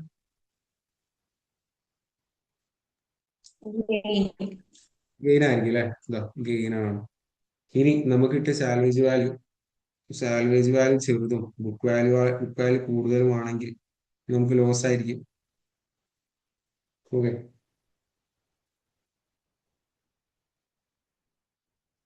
ഇനി നമുക്ക് കിട്ടിയ salvage value book value equal ആണെങ്കിൽ, അല്ലെ, ഈക്വൽ ആണെങ്കിൽ no gain or no loss. ഗെയിനും ലോസ് ഒന്നുമില്ല. ടാക്സ് അങ്ങോട്ട് കൊടുക്കണ്ട, അങ്ങോട്ടും കിട്ടില്ല. No gain no loss. അങ്ങനെ സംഭവിക്കാൻ ചാൻസ് കുറവാണ്. ഓക്കെ, എല്ലാ ക്വസ്റ്റിലും എന്തെങ്കിലുമൊക്കെ ഉണ്ടാവും. ഇനി എനിക്ക് കിട്ടിയ salaries value greater than book value plus disposal cost. അങ്ങനെയാണെങ്കിലും എനിക്ക് ഗെയിൻ തന്നെ. ഓക്കെ, ഈ പോയിന്റിലേക്ക് ഡിസ്പോസൽ കോസ്റ്റും കൂടി കയറി വന്നു, അത്രേ ഉള്ളൂ. ഡിസ്പോസൽ കോസ്റ്റും ബുക്ക് വാല്യൂ ആ എമൗണ്ടിന്റെ ടോട്ടൽ എന്റെ സാലറീസ് വാല്യൂ കാര്യം കുറവാണെങ്കിൽ ഗെയിൻ തന്നെയാണ്. ഇനി നേരെ തിരിച്ചാണെങ്കിൽ salaries value less than book value plus disposal cost ആണെങ്കിൽ എനിക്ക് ലോസ് ആണ്.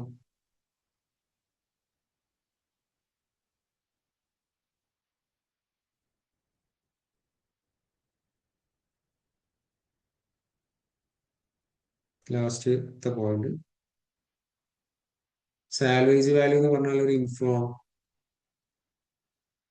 ഡിസ്പോസൽ കോസ്റ്റ് എന്ന് പറഞ്ഞാൽ ഒരു ഔട്ട്ഫ്ലോ.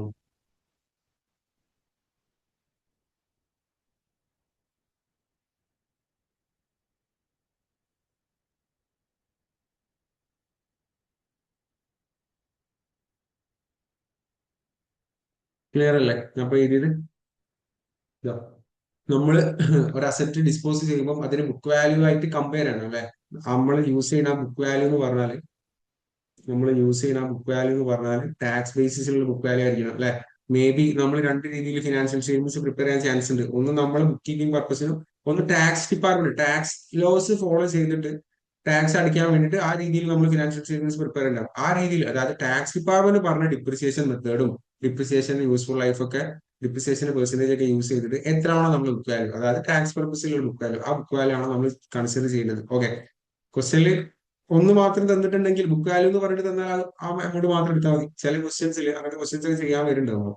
ഓക്കെ, നമ്മുടെ ഫിനാൻഷ്യൽ റിപ്പോർട്ടിങ്ങിന് വേണ്ടിയിട്ട് നമ്മൾക്കുള്ള ബുക്ക് വാല്യൂ തന്നിട്ടുണ്ടാവും. അതുപോലെ തന്നെ ടാക്സ് പർപ്പസിന് വേണ്ടിയിട്ടുള്ള ബുക്ക് വാല്യൂ തന്നിട്ടുണ്ടാവും. So book value under financial reporting, book കീപ്പിംഗിന് വേണ്ടിയിട്ടുള്ള ബുക്ക് വാല്യൂ നമ്മൾ കൺസിഡർ ചെയ്യേണ്ട. ടാക്സ് ഡിപ്പാർട്ട്മെന്റിന് അലവ് ചെയ്തിട്ടുള്ള ബുക്ക് വാല്യൂ ആണ് നമ്മൾ കൺസിഡർ ചെയ്യേണ്ടത്. ഓക്കെ, നമുക്ക് ഗെയിൻ ആണെങ്കിൽ ടാക്സ് അങ്ങോട്ട് കൊടുക്കണം, നമ്മളെ കയ്യിൽ നിന്ന് പോകും, ഔട്ട്ഫ്ലോ ആണല്ലേ.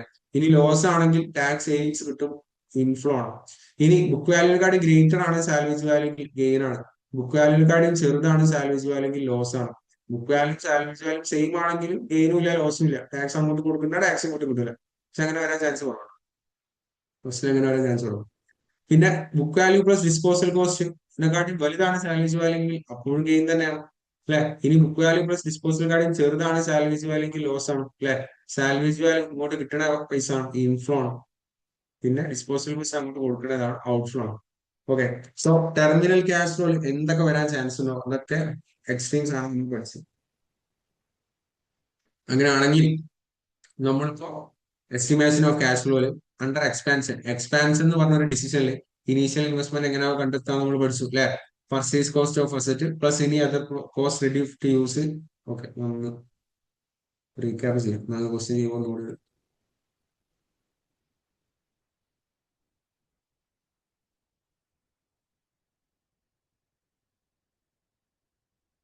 ഇതാണ് നമ്മളെ ഇനീഷ്യൽ ഇൻവെസ്റ്റ്മെന്റിന്റെ ഫോർമാറ്റ് പറഞ്ഞത്. നമ്മൾ ആ അസറ്റ് പർച്ചേസ് ചെയ്യാൻ വേണ്ടി ഒരു എമൗണ്ട് കൊടുത്തിട്ടുണ്ടാവും അല്ലെ, plus any other cost use ചെയ്താൽ നമുക്ക് കോസ്റ്റ് ഓഫ് അസറ്റ് കിട്ടി. ആ കോസ്റ്റ് ഓഫ് അസറ്റ് ആണ് നമ്മൾ ഡിപ്രിസിബിൾ ബേസിലെ ആ എമൗണ്ടിന് മേലായിരിക്കണം നമ്മൾ ഡിപ്രിസിയേഷൻ കാൽക്കുലേറ്റ് ചെയ്യുന്നത്. ആ എമൗണ്ട് ആണ് നമുക്ക് അസറ്റിന് വേണ്ടി ചെലവായിട്ടുള്ള കോസ്റ്റ്. ആ കോസ്റ്റ് ആണ് നമ്മൾ അതിന്റെ യൂസ്ഫുൾ ലൈഫിലേക്ക് മാച്ചിങ് പ്രിൻസിപ്പിൾ പ്രകാരം അലോക്കേറ്റ് ചെയ്യുന്നത്. ആ പ്രോസസ്സിനാണ് നമ്മൾ ഡിപ്രിസിയേഷൻ എന്ന് പറഞ്ഞത് അല്ലെ.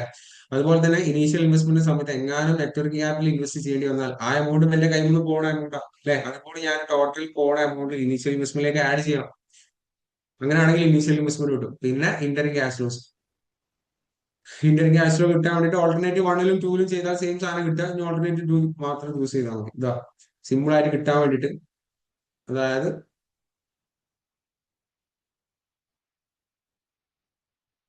EBDT into 1 minus tax rate. നമ്മൾ ഏർണിംഗ്സ് ബിഫോർ ഡിപ്രിസിയേഷൻ ടാക്സ് നിന്ന് ടാക്സ് കുറച്ചിട്ട് അതിലേക്ക് ഡിപ്രിസിയേഷൻ ടാക്സിൽ ആഡ് ചെയ്താൽ നമുക്ക് ഇന്റർ ക്യാഷ് ഫ്ലോ ഈസി ആയിട്ട് കിട്ടും. നെറ്റ്വർക്ക് ക്യാപിറ്റൽ ഉണ്ടെങ്കിൽ അതുകൂടി കൺസിഡർ ചെയ്താൽ മതി. ഓക്കെ. പിന്നെ terminal cash flow EBDT calculate ചെയ്യാൻ പറഞ്ഞിട്ടുണ്ട്. എങ്ങനെയൊക്കെ പറഞ്ഞിട്ടുണ്ട്. ക്വസ്റ്റ്യനിൽ ചിലപ്പോൾ EBDT ഡയറക്റ്റ് തരും. അത് തന്നാൽ നമുക്ക് അത് എടുത്താൽ മതി. EBDT ഡയറക്റ്റ് ടാക്സ് റേറ്റ് കുറച്ചിട്ട് ഡിപ്രിസിയേഷൻ ടാക്സിൽ ആഡ് ചെയ്താൽ മതി.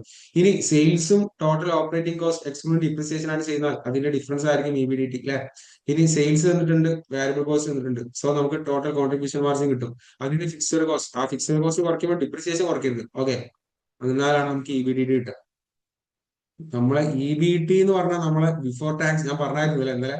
EBT എന്ന് പറഞ്ഞാൽ നമ്മൾ ബിഫോർ ടാക്സ് ഓപ്പറേറ്റിംഗ് പ്രോഫിറ്റ് ആണ്. നമുക്ക് പ്രോഫിറ്റ് ആണ് വേണ്ടി. ഡിപ്രിസിയേഷൻ എന്ന് പറഞ്ഞിട്ട് ഞാൻ ആർക്കും ക്യാഷ് കൊടുത്തിട്ടില്ല. സോ ഏർണിംഗ്സ് ബിഫോർ ഡിപ്രിസിയേഷൻ ടാക്സിലാണ് ടാക്സ് അടയ്ക്കുന്നതിന് മുന്നേ എനിക്ക് കിട്ടിയ ക്യാഷ് ഫ്ലോ എന്ന് പറയുന്നത് അല്ലെ. പിന്നെ സെയിൽസും കോസ്റ്റ് ഓഫ് ഗുഡ്സുകളും തന്നിട്ടുണ്ടെങ്കിൽ ഗ്രോസ് പ്രോഫിറ്റ് കിട്ടും.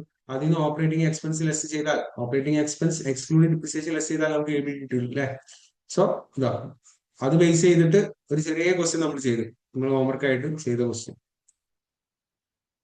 അതിന്റെ എന്നിട്ട് 5 ക്യാഷ് ഫ്ലോ കണ്ടുപിടിച്ച് ഇനീഷ്യൽ ഇൻവെസ്റ്റ്മെന്റ് എത്രയാണ്, 5 വർഷം കൂടി കിട്ടാൻ പോണ ക്യാഷ് ഫ്ലോസ് എത്രയാണ് നമ്മൾ കണ്ടുപിടിച്ച് അതിന് ഇന്നത്തെ എന്ത് വാല്യൂ ഉണ്ടെന്ന് നമ്മൾ മനസ്സിലാക്കി അല്ലെ. നെറ്റ് പ്രസന്റ് വാല്യൂ പോസിറ്റീവ് ആണെന്ന് മനസ്സിലായി. ഈ പ്രോജക്റ്റ് ആയിട്ട് മുന്നോട്ട് പോയാൽ നമുക്ക് നല്ലതാണ്, ഈ പ്രൊജക്ട് നമുക്ക് അക്സെപ്റ്റ് ചെയ്യാൻ നമ്മൾ പഠിച്ചു. പിന്നെ നമ്മൾ പഠിച്ച ടെർമിനൽ ക്യാഷ് ഫ്ലോ, അവസാന വർഷത്തേക്ക് കുറച്ച് അഡ്ജസ്റ്റ്മെന്റ്സ് കൂടി വന്നാൽ നമ്മളെ ഇന്ററിംഗ് ക്യാഷ് ഫ്ലോയിലേക്ക് കുറച്ച് അഡ്ജസ്റ്റ്മെന്റ് ചെയ്താൽ നമുക്ക് ടെർമിനൽ ക്യാഷ് ഫ്ലോ കിട്ടില്ല. ആ ക്യാഷ് ഫ്ലോ, ആ ഒരു അഡ്ജസ്റ്റ്മെന്റ്സ് കൂടി ഇൻക്ലൂഡ് ചെയ്തിട്ടാണ് നമ്മൾ ഇന്ന് ചെയ്യാൻ പോകുന്ന ക്വസ്റ്റ്യൻ വരുന്നത്. ടാക്സ് എക്സ്പെൻസും ടാക്സ് സേവിങ്സും നമ്മൾ കാൽക്കുലേറ്റ് ചെയ്യേണ്ടി വരും. അത് പല രീതിയിൽ കാൽക്കുലേറ്റ് ചെയ്യാൻ നമ്മൾ പഠിച്ച് എല്ലാ ക്വസ്റ്റ്യൻസും നമ്മൾ ശരിയാക്കി. അങ്ങനെയാണെങ്കിൽ നമുക്ക് ഇനി ക്വസ്റ്റ്യൻ ചെയ്യാം. ക്വസ്റ്റ്യന്റെ കൂടെ ഇരിക്കും, നമുക്ക് ഒരുമിച്ച് ചെയ്യാം. ഒരുമിച്ചല്ല, നിങ്ങൾ തന്നെ ചെയ്യണം, ഞാൻ ഹെൽപ്പ് ചെയ്യാം. ABC company is considering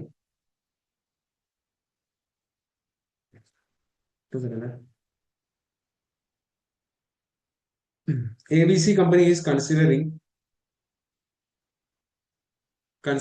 a project. ഒരു പ്രൊജക്റ്റിൽ ഇൻവെസ്റ്റ്മെന്റ് ചെയ്യാനുള്ള ഒരു ഓപ്പർച്യൂണിറ്റി ഉണ്ട്. അത് അവരൊന്ന് ഡീപ്പായിട്ട് പഠിക്കാൻ പോകും.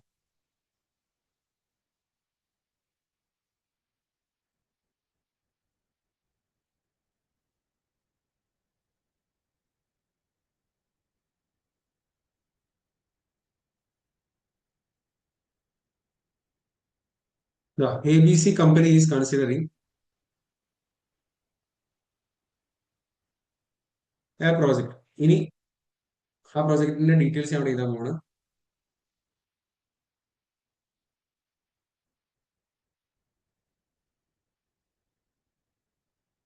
പർച്ചേസ് കോസ്റ്റ് ഓഫ് അസറ്റ് എന്ന് പറഞ്ഞാൽ 4,85,000 ആണ്. പിന്നെ ഇൻസ്റ്റാളേഷന് വേണ്ടി ചെലവായത് 5,000 ആണ്. Shipping cost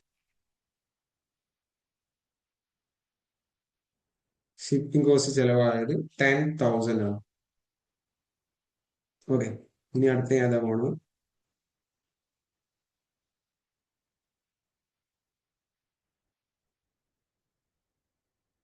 Following are the profit before depreciation and tax.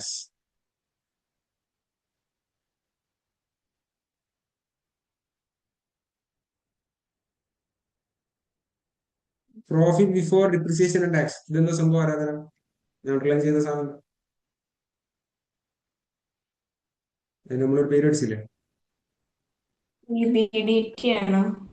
അതെ EBDT ആണ് profit before depreciation and tax depreciation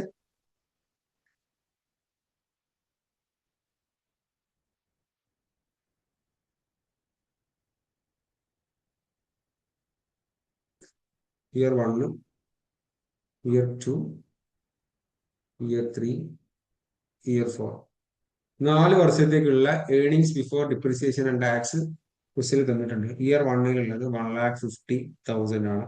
year 2 1,75,000 ആണ്. ഇയർ 3 2,75,000 ആണ്. ഇയർ 4 3,25,000 ആണ്. ഓക്കെ, ഈ ക്വസ്റ്റ്യനിൽ ഈ പ്രോജക്റ്റിൽ നിന്നും കിട്ടാൻ പോകുന്ന ഏർണിങ്സ് 4 വർഷം കൊണ്ടാണ് നമുക്ക് കിട്ടുന്നത് അല്ലെ. 4 വർഷം കൊണ്ടാണ് ഈ പ്രൊജക്റ്റിൽ നിന്നുള്ള റവന്യൂ കിട്ടുന്നത്. അങ്ങനെയാണെങ്കിൽ ഈ പ്രൊജക്ടിന്റെ ലൈഫ് എന്ന് പറയുന്നത് 4 ഇയേഴ്സ് ആണ്. 4 വർഷത്തേക്കാണ് ആ പ്രൊജക്ടിന്റെ റവന്യൂ തന്നിട്ടുണ്ടെങ്കിൽ അല്ല ക്യാഷ് ഫ്ലോ തന്നിട്ടുണ്ടെങ്കിൽ EBDT തന്നിട്ടുണ്ടെങ്കിൽ 4 വർഷം ആ പ്രൊജക്ട് നമുക്ക് യൂസ് ചെയ്യാൻ പറ്റുള്ളൂ. ഓക്കെ, ഇനി ഞാൻ കുറച്ച് ഡീറ്റെയിൽസും കൂടി ചെയ്താം. ക്വസ്റ്റ്യൻ കംപ്ലീറ്റ് ആയിട്ടില്ല.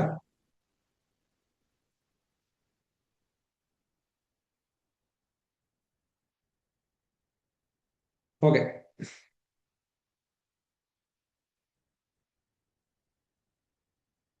Life of asset is 4 years under book purpose.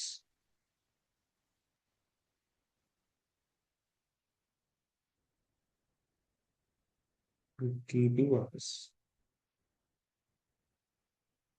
അതായത് നമ്മുടെ പ്രൊജക്ടിന്റെ ലൈഫ് 4 വർഷമാണ്. അത് കറക്റ്റ് ക്വസ്റ്റ്യനിൽ തന്നിട്ടുണ്ട്. 4 വർഷത്തേക്കുള്ള EBDT തന്നിട്ടുള്ളൂ.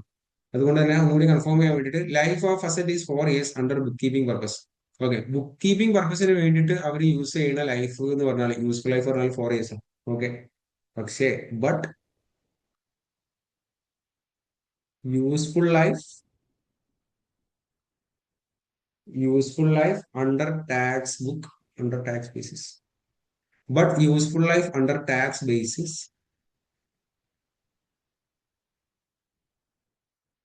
is 5 years. ശരിയാണ്, പ്രൊജക്ട് ലൈഫ് 4 years ഉള്ളൂ. ബുക്ക് കീപ്പിങ്ങിന് വേണ്ടി അവർ യൂസ് ചെയ്യുന്ന യൂസ്ഫുൾ ലൈഫ് എന്ന് പറഞ്ഞാൽ 4 years ആണ്. പക്ഷെ ടാക്സ് ഡിപ്പാർട്ട്മെന്റ് പറഞ്ഞത് 5 year യൂസ്ഫുൾ ലൈഫ് യൂസ് ചെയ്യാൻ വേണ്ടിയിട്ട്. 5 year tax basis is 5 year. Okay, question complete ആയിട്ടില്ല. നിങ്ങളുടെ കൂടെ ഇരുന്നില്ലേ സാൽവേജ് വാല്യൂ ഈ പ്രൊജക്റ്റിൽ നമുക്ക് അവസാന വർഷം കിട്ടാൻ പോകുന്ന സാൽവേജ് വാല്യൂ 70,000 ആണ്. ഓക്കെ, പിന്നെ initial net working capital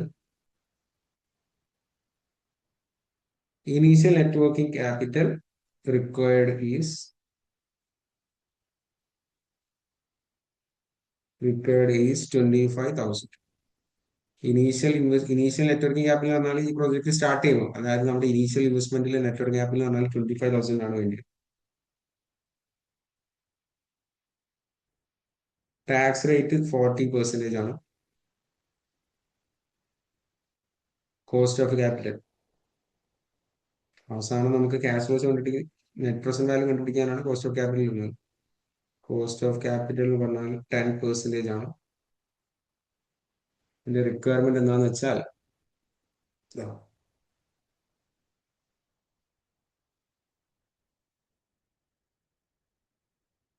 calculate relevant cash flows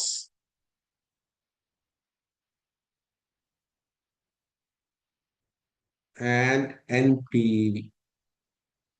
okay, ഈ പ്രോജക്റ്റ് ആയിട്ട് ഞാൻ മുന്നോട്ട് പോയാൽ ഓരോ വർഷം കിട്ടാൻ പോകുന്ന ക്യാഷ് ഫ്ലോസ് എത്രയാണ്, അതുപോലെ തന്നെ നെറ്റ് പ്രസന്റ് വാല്യൂ എത്രയാണ്. ഓക്കെ, അത്യാവശ്യം നല്ലൊരു ക്വസ്റ്റ്യൻ ആണ്. നമുക്ക് സ്റ്റാർട്ടിങ്ങിൽ ചെയ്ത് പഠിക്കാൻ പറ്റിയ നല്ലൊരു ക്വസ്റ്റ്യൻ ആണ്.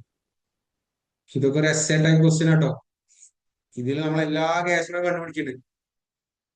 MCQല് ഏതെങ്കിലും ഒരു ക്യാഷ് ഫ്ലോ ചോദിക്കുള്ളൂ. നമ്മൾ ഈ വലിയ വലിയ ക്വസ്റ്റ്യൻ സുബിത എന്താ പറഞ്ഞ കേട്ടില്ല. സോറി സർ, ഇവിടെ പറഞ്ഞത് ആണോ? ഓക്കെ. അതായത് ഇപ്പൊ നമ്മൾ ഡിസ്കസ് ചെയ്യാൻ പോകുന്നത്, ഇപ്പൊ നമ്മൾ എന്താ ചെയ്യുന്നത് വെച്ചാൽ നമ്മൾ ക്യാഷ് ഫ്ലോസ് എസ്റ്റിമേറ്റ് ചെയ്യാനുള്ള പ്രോസസ്സ് നമ്മൾ പഠിച്ചില്ലേ. ഇനീഷ്യൽ ഇൻവെസ്റ്റ്മെന്റ് പഠിച്ച്, ഇന്ററിംഗ് ക്യാഷ് ഫ്ലോ പഠിച്ച്, ടെർമിനൽ ക്യാഷ് ഫ്ലോ പഠിച്ച്.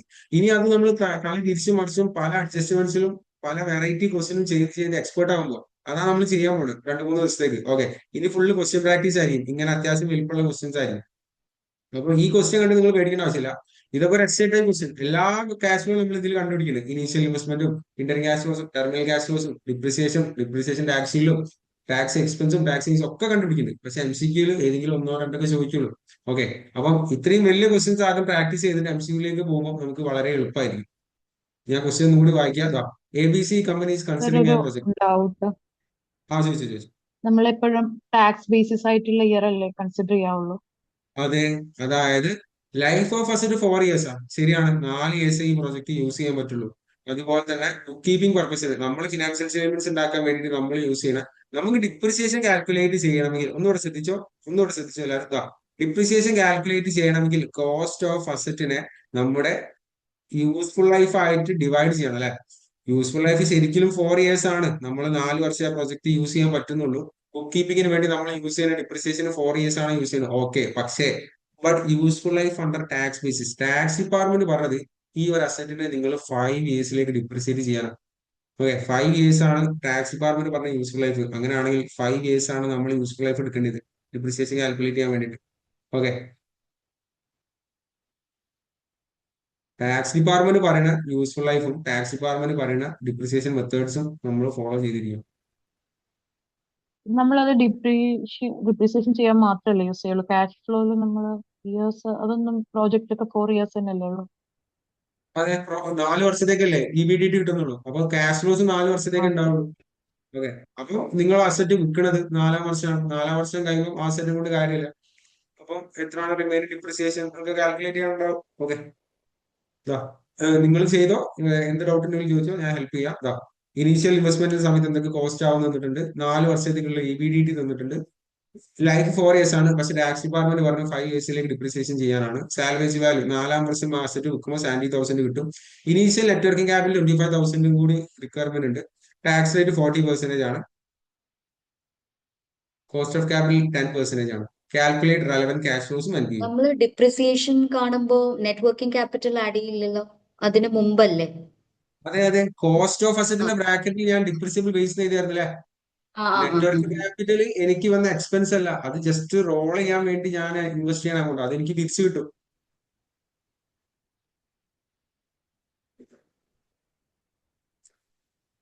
Initial investment കാണാനുണ്ടാവും. ഇയർ 1, 2, 3, 4 4 വർഷത്തേക്കുള്ള ക്യാഷ് ഫ്ലോസ് കാണാനുണ്ടാവും. 4-ാമത്തെ വർഷം കുറച്ച് അഡ്ജസ്റ്റ്മെന്റ്സ് കൂടി വരും. ടെർമിനൽ പീരീഡ് എന്ന് പറഞ്ഞാൽ ആരാധന ഈ കേസിൽ ടെർമിനൽ ക്യാഷ് ഫ്ലോ ഏതാ? ഏത് ഇയറാ ടെർമിനൽ പീരീഡ്? Year 4. അതെ, 4 വർഷം പ്രൊജക്ട് യൂസ് ചെയ്യാൻ പറ്റുള്ളൂ. 4 വർഷം കഴിഞ്ഞാൽ ആ അസറ്റ് തൂക്കി വെക്കണം. അപ്പോഴാണ് ഈ 70,000 കിട്ടുന്നത്. നിങ്ങൾ ആദ്യം ഇനീഷ്യൽ ഇൻവെസ്റ്റ്മെന്റ് കണ്ടെത്തുക. Sir, initial investment investment 5 lakh, depreciation 1 lakh. അല്ല, ഇനീഷ്യൽ ഇനീഷ്യൽ ഇൻവെസ്റ്റ്മെന്റ് 5 lakh അതെ 25,000 അല്ലേ? 5,25,000 ആണ്. കോസ്റ്റ് ഓഫ് അസറ്റ് ആണ് 5 lakh. അത് മാറിപ്പോരുത്. ശരിയാണ്, ഡിപ്രിസിയേഷൻ 1 lakh തന്നെയാണ്. എല്ലാ വർഷവും നമ്മൾ ഡിപ്രിസിയേഷൻ റെക്കോർഡ് ചെയ്യേണ്ടത് 1 lakh ആണ്. അങ്ങനെയാണെങ്കിൽ നമുക്ക് ഡിപ്രിസിയേഷൻ ടാക്സിലൊക്കെ കിട്ടും. ഇതിലെ ക്വസ്റ്റ്യനിൽ ഡിപ്രീസിയേഷൻ സ്ട്രേറ്റ് ലൈൻ മെത്തേഡ് എന്നൊന്നും മെൻഷൻ ചെയ്തിട്ടില്ലെങ്കിൽ അത് ചെയ്താണ് വിചാരിച്ചു. ക്വസ്റ്റ്യൻ നോർമലി ഞാൻ വിട്ടുപോയതാണ്. ഡിപ്രിസിയേഷൻ സ്ട്രേറ്റ് ലൈൻ മെത്തേഡ് അങ്ങനെ ക്വസ്റ്റ്യൻ നോട്ട് ചെയ്തു. Sir, straight line year 1 90,000, year 2 1,05,000, year 3 1,65,000, year 4 1,95,000. ഇതൊക്കെ എന്താ ഇതിന്റെ പേര്? Cash flow. അല്ല, നീ ഇപ്പൊ എന്താ ചെയ്തേ? EBDT EBDT 1 minus tax rate. അതെ, EBDT എല്ലാരും into ചെയ്തു. അങ്ങനെ ചെയ്തപ്പോ നീ പറഞ്ഞ എമൗണ്ട് ഒക്കെ ശരിയാണ്. 90,000, 1,05,000, 1,65, 1,95. ഡിപ്രീസിയേഷൻ ടാക്സ് ബേസും കൂടെ ആഡ് ചെയ്യാനുണ്ട് അതില്. അതെ, ഡിപ്രിസിയേഷൻ ടാക്സിലും കൂടി ആഡ് ചെയ്താലല്ലേ ഇന്റർ ക്യാഷ് ഫ്ലോ കംപ്ലീറ്റ് ആവുള്ളൂ. നമ്മൾ ഇന്റർ ക്യാഷ് ഫ്ലോന്റെ ഫോർമാറ്റ് എന്താ? EBDT × 1 - tax rate plus depreciation tax. Inter cash ഫ്ലോയിലേക്ക് കടക്കുന്നതിന് മുന്നേ സൈറ്റിൽ എവിടെയെങ്കിലും ഡിപ്രിസിയേഷൻ കാൽക്കുലേറ്റ് ചെയ്തുകൊണ്ട് ഒരു വർക്കിംഗ് നോട്ട് പോലെ എഴുതിയാൽ മതി. ഡിപ്രിസിയേഷൻ എക്സ്പെൻസ് ഹെഡിങ് കൊടുക്കുക, cost of asset divide by useful life ചെയ്താൽ ഡിപ്രിസിയേഷൻ എക്സ്പെൻസ് കൊടുക്കും. എന്നിട്ട് ഇന്റർ ക്യാഷ് ഫ്ലോ സൈഡിലേക്ക് എഴുതിയാൽ മതി കേട്ടോ. അതായത് ഇയർ 1, 2, 3, 4 അങ്ങനെ സൈഡിലേക്ക് എഴുതിയാൽ മതി.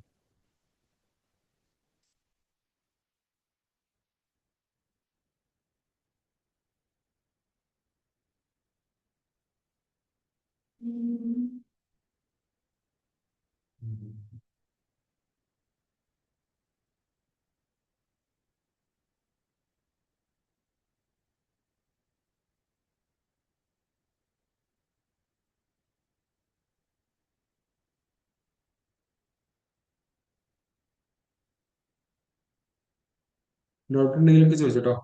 എന്നിട്ട് ഇന്റർ ക്യാഷ് ഫ്ലോ കംപ്ലീറ്റ് ആയാൽ നിങ്ങൾ പറഞ്ഞു, ഞാൻ ക്രോസ് ചെയ്ത് തരാം.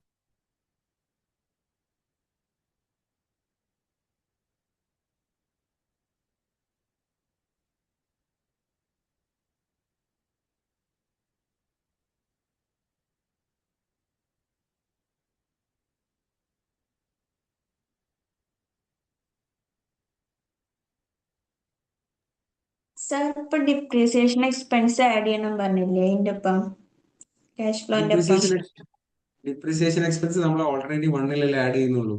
ഡിപ്രിസിയേഷൻ നമ്മളെ ക്യാഷ് ഫ്ലോനെ ഡയറക്ട്ലി എഫക്ട് ചെയ്യുന്നുണ്ടോ? ഡിപ്രിസിയേഷൻ എന്ന് പറഞ്ഞാൽ നീ ആർക്കും ക്യാഷ് കൊടുക്കുന്നുണ്ടോ? ഇല്ല. ഇല്ല. പക്ഷേ ഡിപ്രിസിയേഷൻ എന്ന് പറഞ്ഞ എക്സ്പെൻസ് ഇൻകം സ്റ്റേറ്റ്മെന്റിൽ റെക്കോർഡ് ചെയ്യുമ്പോൾ നമ്മളെ ടാക്സിൽ കുറച്ച് സേവിങ്സ് കിട്ടും അല്ലെ? നമ്മൾ അങ്ങോട്ട് കൊടുക്കുന്ന ടാക്സ് കുറച്ച് കുറഞ്ഞു കിട്ടും. അതാണ് ഡിപ്രിസിയേഷൻ ടാക്സുകൾ. അതും കൂടി നമ്മൾ ഇന്റർ ക്യാഷ് ഫ്ലോയിലേക്ക് ആഡ് ചെയ്യണം. അതായത് നീ ഒരു വർഷം എത്ര എമൗണ്ട് ഡിപ്രിസിയേഷൻ റെക്കോർഡ് ചെയ്യണം? 4 വർഷത്തേക്ക് പ്രൊജക്ടിന്റെ ലൈഫ് ഉണ്ട്. 4 വർഷത്തേക്ക് നീ എല്ലാ വർഷവും ഡിപ്രിസിയേഷൻ എന്ന് പറഞ്ഞിട്ട് ഡിപ്രിസിയേഷൻ എമൗണ്ട് എത്ര കിട്ടി?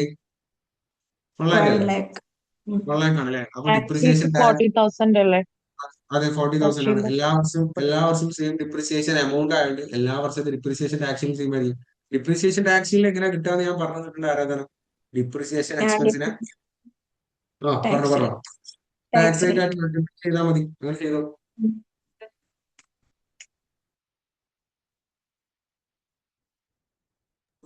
പക്ഷെ അപ്പൊ NPV കണ്ടുപിടിക്കേണ്ട ആവശ്യമില്ലല്ലോ. NPV ഒക്കെ ലാസ്റ്റ് നമ്മൾ ഈ ക്യാഷ് ഫ്ലോ ഒക്കെ കണ്ടുപിടിച്ച് അവസാനം NPV കണ്ടുപിടിക്കുള്ളൂ. അപ്പൊ നിങ്ങൾ ഡിസ്കൗണ്ട് ചെയ്താൽ മതി. ഇപ്പം ഡിസ്കൗണ്ട് ചെയ്യേണ്ട ആവശ്യമില്ല.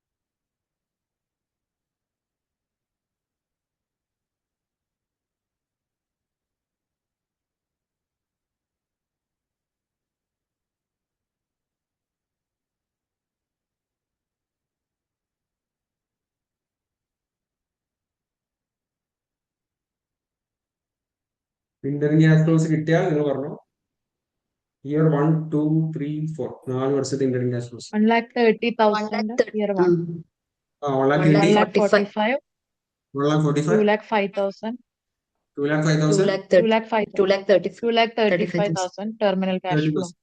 ഓക്കെ. ടെർമിനൽ ക്യാഷ് ഫ്ലോയിൽ ഈ first item Inter cash flow എത്രയാണ് കിട്ടി? നമ്മുടെ ഓപ്പറേഷൻസിലൂടെ 4-ാം വർഷം നേടിയെടുത്ത ക്യാഷ് ഫ്ലോ എന്ന് പറഞ്ഞാൽ 2,35,000 ആണ്. അതിലേക്ക് കുറച്ച് അഡ്ജസ്റ്റ്മെന്റ്സ് കൂടി വന്നാൽ നിങ്ങൾക്ക് ടെർമിനൽ ക്യാഷ് ഫ്ലോ ഉണ്ട്. ടെർമിനൽ ക്യാഷ് ഫ്ലോ കൂടി കണ്ടെത്തി. Salvage value add ചെയ്യുന്ന സമയത്ത് അതൊക്കെ ആഡ് ചെയ്യാനുണ്ടാവും. ചിലത് ലെസ് ചെയ്യാനുണ്ടാവും, ചിലപ്പോൾ ലെസ് ചെയ്യാനുണ്ടാവും, എല്ലാം ആഡ് ചെയ്യാനുണ്ടാവും. അസറ്റ് സാലറീസ് വാല്യൂ വിറ്റത് ലാഭത്തിനാണോ നഷ്ടത്തിനാണോ എന്ന് നോക്കണം. ടാക്സ് സേവിംഗ് ആണോ എന്നുള്ളത് നോക്കണമല്ലോ അല്ലെ? നോക്കണം. അത് സൈഡിൽ ഒരു വർക്കിംഗ് ക്യാപിറ്റൽ പോലെ ചെയ്താൽ മതി. ടാക്സ് എക്സ്പെൻസ് ആണോ ടാക്സ് സേവിങ്സ് ആണോ, എന്നിട്ട് ആ എമൗണ്ട് നിങ്ങൾക്ക് ടെർമിനൽ ക്യാഷ് ഫ്ലോയിൽ യൂസ് ചെയ്യേണ്ടി വരും.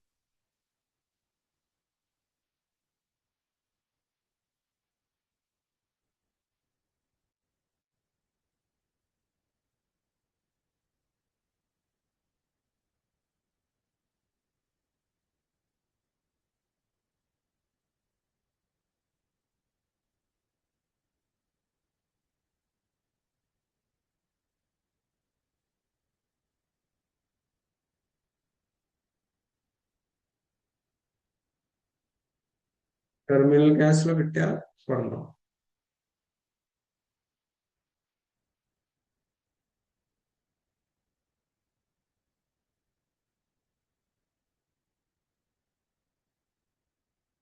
ടു ലാക്ക് 77 ആണോ? 2,77,000.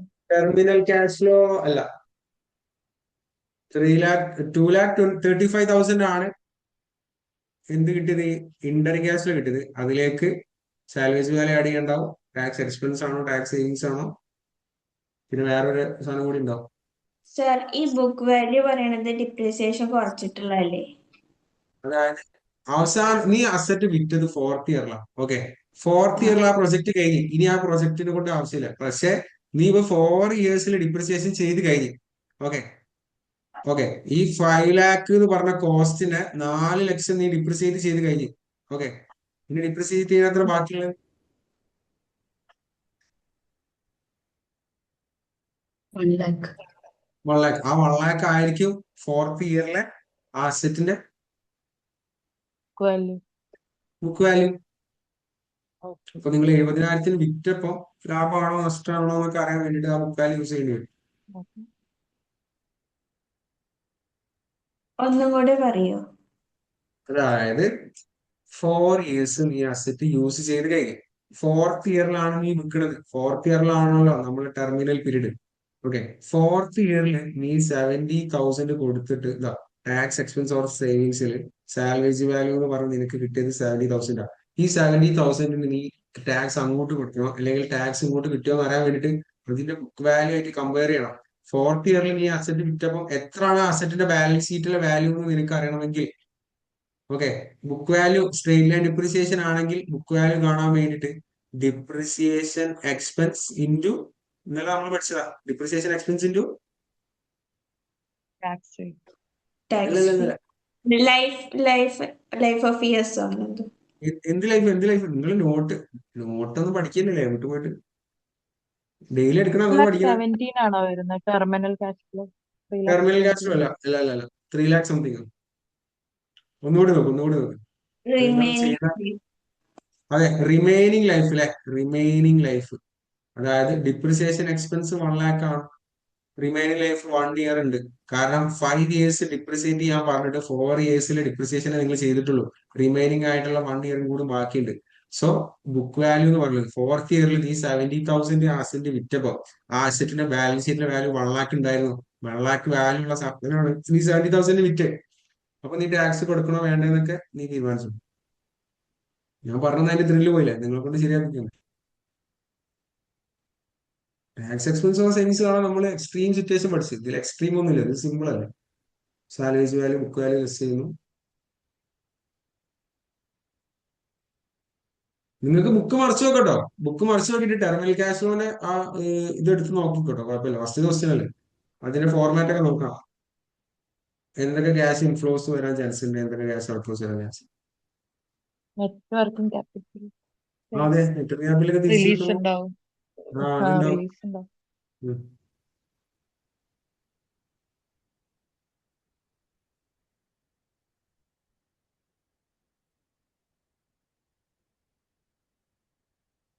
Lakh 42. 3 lakh. 3,42,000. അതെ, ശരിയാണ്. കൺഗ്രാജുലേഷൻസ്. സാധാരണ ഈ ക്വസ്റ്റ്യൻ അധികം ടൈം എടുക്കാറുണ്ട് ഓഫ്ലൈൻ ക്ലാസ്സിൽ. നിങ്ങൾക്ക് പെട്ടെന്ന് കിട്ടി.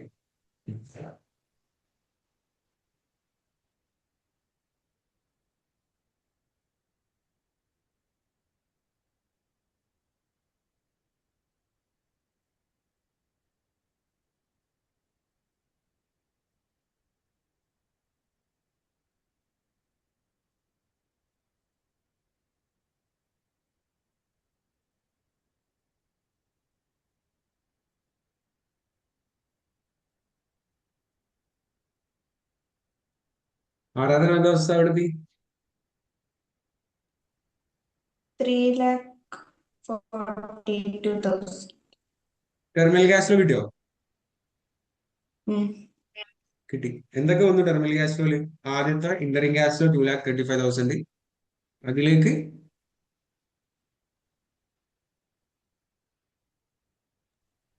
അതിലേക്ക് 70,000 ആഡ് ചെയ്തു. ആഡ് ചെയ്തു. പിന്നെ എന്തൊക്കെ എമൗണ്ടൊക്കെ വന്നു? Tax gain 12,000. 12,000 tax savings add add ചെയ്തു. ചെയ്തു. പിന്നെ release of net working capital add ചെയ്തു. ആഡ് ചെയ്തു അല്ലെ? ഇത് ചെയ്താൽ 3,42,000. 25,000. ശരിയാണ്. അപ്പൊ നിങ്ങൾക്ക് ഇനീഷ്യൽ ഇൻവെസ്റ്റ്മെന്റും 4 വർഷത്തെ ക്യാഷ് ഫ്ലോ അത് ആക്ച്വലി ഞാൻ ക്യാഷ് ഫ്ലോ എന്നുള്ളത് കണ്ടിട്ട് ആ 1,07,000 അങ്ങനെ അവിടേക്ക് എഴുതുക ചെയ്തത്. ഇങ്ങനെ പോരെ? എങ്ങനെ ചെയ്താലും മതി, എങ്ങനെ ചെയ്താലും മതി.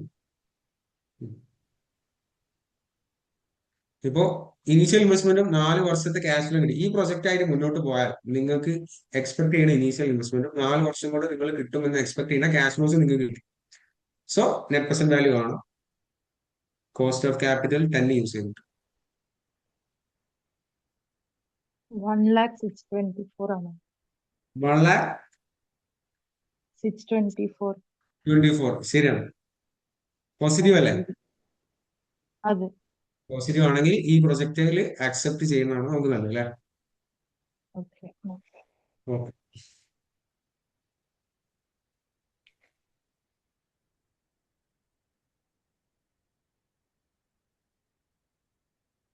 ഇതുപോലത്തെ ടൈപ്പ് എസ് വരുന്നതാണോ? എങ്ങനെ കിട്ടില്ല? എസ് എക്ക് വരുന്ന ക്വസ്റ്റ്യൻ ആണോ ഈ ടൈപ്പില്? അല്ല, എസ് എക്ക് വരുന്നല്ല പറഞ്ഞത്. എസ് എക്ക് നമുക്ക് ഏതൊക്കെ ക്വസ്റ്റ്യൻസാ വരാന്ന് നമുക്ക് പറയാൻ പറ്റില്ല. എസ് എയില് കുറച്ച് പ്രോബ്ലംസ് കുറച്ച് തീരെ മിക്സ് ആക്കിയിട്ടാ വരാം. ഇത് ഞാൻ പറഞ്ഞു പറഞ്ഞാൽ നമ്മൾ എസ് എ ക്വസ്റ്റ്യൻസ് പ്രാക്ടീസ് ചെയ്യുന്നത് നമ്മൾ എല്ലാ ക്യാഷ് ഫ്ലോസും കണ്ടുപിടിക്കും.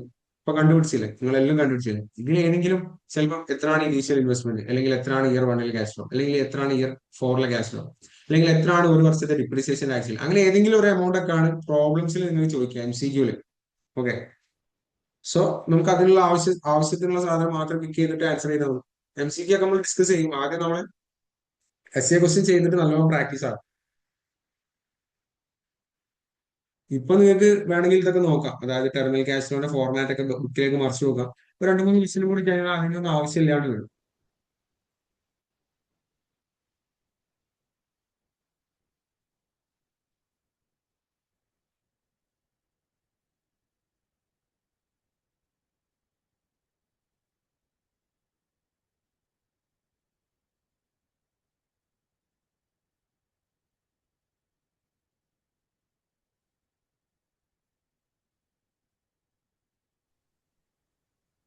നെറ്റ് പ്രസന്റ് വാല്യൂ പോസിറ്റീവ് എല്ലാവർക്കും കിട്ടില്ലേ?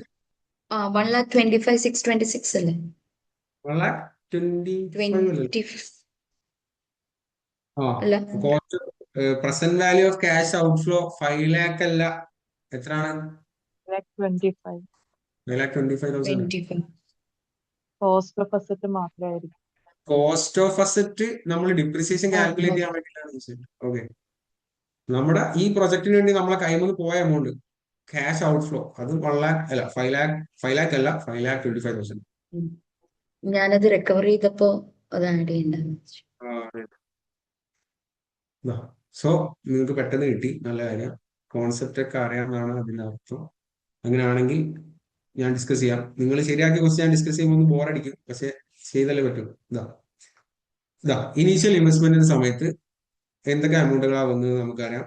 കോസ്റ്റ് ഓഫ് അസറ്റിലേക്ക് ചെലവായ കാര്യങ്ങൾ 4,85,000, ഇൻസ്റ്റാളേഷൻ വേണ്ടി 5,000, ഷിപ്പിംഗ് കോസ്റ്റ് വേണ്ടി 10,000. ഈ 3 എമൗണ്ടുകളാണ് കോസ്റ്റ് ഓഫ് അസറ്റിന് വേണ്ടി ചെലവായിട്ടുള്ള എമൗണ്ട്. അതുപോലെ തന്നെ initial net working capital requirement 25,000 ആണെന്ന് നമുക്കറിയാം. അങ്ങനെയാണെങ്കിൽ ഇനീഷ്യൽ ഇൻവെസ്റ്റ്മെന്റിലേക്ക് purchase cost of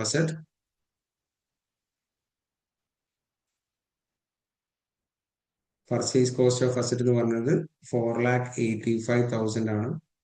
plus any other cost for ready to യൂസിലേക്ക് ഇൻസ്റ്റാളേഷൻ വരുന്നുണ്ട്. ഇൻസ്റ്റാളേഷൻ ചാർജ് 5,000 ആണ്. അതുപോലെ തന്നെ ഷിപ്പിംഗ് കോസ്റ്റും വരുന്നുണ്ട്. ഷിപ്പിംഗ് കോസ്റ്റ് എന്ന് പറയുന്നത് 10,000 ആണ്. അങ്ങനെയാണെങ്കിൽ ഈ അസറ്റിന് വേണ്ടി എനിക്ക് ടോട്ടൽ ചെലവായിട്ടുള്ള കോസ്റ്റ് ഓഫ് അസറ്റ് ബ്രാക്കറ്റിലാണ് ഡിപ്രിസിയബിൾ ബേസ്. ഈ എമൗണ്ടിന്റെ മേലെ ആയിരിക്കും ഞാൻ ഡിപ്രിസിയേഷൻ കാൽക്കുലേറ്റ് ചെയ്യേണ്ടത്. ഡിപ്രിസിയബിൾ ബേസ് എന്ന് പറഞ്ഞാൽ 5 lakh ആണ്. ഓക്കെ. കോസ്റ്റ് ഓഫ് അസറ്റ് കിട്ടി, പക്ഷേ ഇതിന്റെ ഇനീഷ്യൽ ഇൻവെസ്റ്റ്മെന്റ് കംപ്ലീറ്റ് ആയിട്ടില്ല. ഇനീഷ്യൽ ഇൻവെസ്റ്റ്മെന്റ് സമയത്ത് അഥവാ 0th ഇയറിൽ വേറെ ഒരു ക്യാഷ് ഔട്ട്ഫ്ലോ കൂടി സംഭവിക്കുന്നുണ്ട്. അതായത് investment in net working capital 25,000 ആണ് അല്ലെ.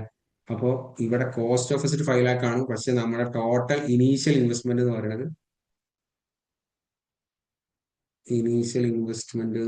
5 lakh അല്ല, അതിലേക്ക് 5 lakh അസറ്റിന് വേണ്ടി നമ്മളെ കയ്യിൽ നിന്ന് പോകും. അതുപോലെ തന്നെ 25,000 നെറ്റ് വർക്കിംഗ് ക്യാപിറ്റൽ ഇൻവെസ്റ്റ് ചെയ്യാനും പോകും.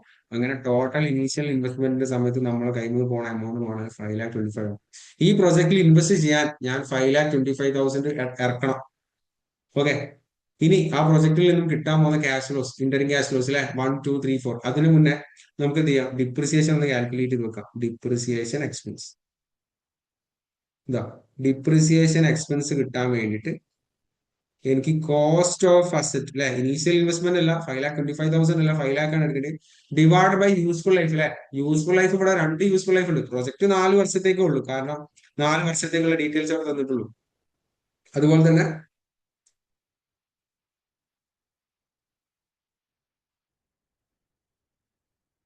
4 വർഷത്തേക്കുള്ള EBDT അവിടെ തന്നിട്ടുള്ളൂ. അതായത് പ്രൊജക്ട് 4 വർഷം നമുക്ക് യൂസ് ചെയ്യാൻ പറ്റുള്ളൂ, കാരണം 4 വർഷത്തേക്കുള്ള ബെനിഫിറ്റ് അതിനോട് കിട്ടുന്നുള്ളൂ. The life of asset is 4 years under book keeping purpose. നമ്മൾ ഫിനാൻഷ്യൽ സ്റ്റേറ്റ്മെന്റ്സ് ഉണ്ടാക്കാൻ വേണ്ടിയിട്ട് ഫിനാൻഷ്യൽ റിപ്പോർട്ടിങ്ങിന് വേണ്ടി യൂസ് ചെയ്യുന്ന 4 years എന്ന് പറഞ്ഞാൽ, ലൈഫ് ഓഫ് ഇയേഴ്സ് എന്ന് പറഞ്ഞാൽ 4 ആണ്. അതായത് നമ്മൾ ഫിനാൻഷ്യൽ സ്റ്റേറ്റ്മെന്റ്സ് ഉണ്ടാക്കാൻ, ഫോർ എക്സാമ്പിൾ നമ്മളൊരു പബ്ലിക്കലി ലിസ്റ്റഡ് കമ്പനി ആണെങ്കിൽ നമ്മളെ ഷെയർ ഹോൾഡേഴ്സിന് എല്ലാ വർഷവും ഫിനാൻഷ്യൽ സ്റ്റേറ്റ്മെന്റ്സ് കൊടുക്കേണ്ടി വരും. അങ്ങനെ നമ്മൾ ഇൻകം സ്റ്റേറ്റ്മെന്റിൽ ഡിപ്രിസിയേഷൻ എന്ന് പറയുന്ന expense may be 5 lakh divided by 4 years ആണ് അല്ലെ. ലൈഫ് ഓഫ് ഇയേഴ്സ് 4 years ആണ് ബുക്ക് കീപ്പിംഗ് പർപ്പസ്. അങ്ങനെയാണെങ്കിൽ ഡിപ്രിസിയേഷൻ എക്സ്പെൻസ് എല്ലാ വർഷവും 1,25,000 ആണ് ഫിനാൻഷ്യൽ റിപ്പോർട്ടിങ്ങിന് വരാം. അതൊന്നും നമ്മൾ കൺസിഡർ ചെയ്യേണ്ട. നമുക്ക് ടാക്സ് ബേസിസിൽ എത്രയാണോ നമ്മളെ ടാക്സ് ഡിപ്പാർട്ട്മെന്റ് എത്ര യൂസ്ഫുൾ ലൈഫ് ആണോ യൂസ് ചെയ്യാൻ പറഞ്ഞത്, അതായിരിക്കണം നമ്മൾ യൂസ് ചെയ്യേണ്ടത്. ടാക്സ് ഡിപ്പാർട്ട്മെന്റ് പറഞ്ഞത് നിങ്ങളെ ഈ വാങ്ങാൻ പോകുന്ന അസറ്റ് 5 yearsലേക്കാണ് ഡിപ്രിസിയേഷൻ ചെയ്യുന്നത്. അങ്ങനെയാണെങ്കിൽ നമ്മുടെ ഡിപ്രിസിയേഷനിൽ യൂസ് ചെയ്യേണ്ട യൂസ്ഫുൾ ലൈഫ് എന്ന് പറഞ്ഞാൽ ഇതാ, യൂസ്ഫുൾ ലൈഫ് എന്ന് പറഞ്ഞാൽ 5 lakh ഡിവൈഡഡ് ബൈ 5 years.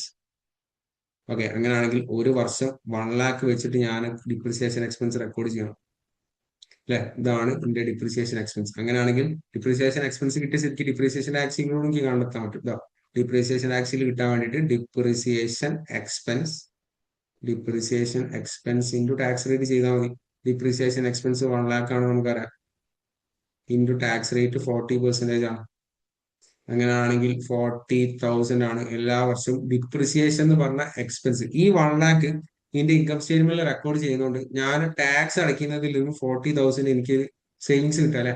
ആ 40,000 ഇൻഫ്ലോ ആയിട്ട് നമ്മൾ കൺസിഡർ ചെയ്യും ഇതിലേക്ക്, ഇന്ററിംഗ് ക്യാഷ് ഫ്ലോസിലേക്ക്. സോ ഇനി ഇതാ ഇനീഷ്യൽ ഇൻവെസ്റ്റ്മെന്റ് ഇവിടെ കംപ്ലീറ്റ് ആയി. ഇനിയാണ് ഇന്ററിംഗ് ക്യാഷ് ഫ്ലോ എഴുതാൻ പോകണം. ഇന്ററിംഗ് cash flow EBDT into 1 minus tax rate. EBDT into 1 minus tax rate. അതായത് EBDT ടാക്സ് ലെസ് ചെയ്യുന്നു, ആ എമൗണ്ടിലേക്ക് ഡിപ്രിസിയേഷൻ ടാക്സിൽ ആഡ് ചെയ്യുന്നു. ഇത് രണ്ടും ചെയ്താൽ നമുക്ക് 4 വർഷത്തേക്കുള്ള ഇന്ററിംഗ് ക്യാഷ് ഫ്ലോസ് കിട്ടും. ഇയർ 1 കിട്ടും, ഇയർ 2, 4 വർഷത്തേക്കാണ് പ്രൊജക്ട് ലൈഫ് ഉള്ളത്. ഇയർ 3,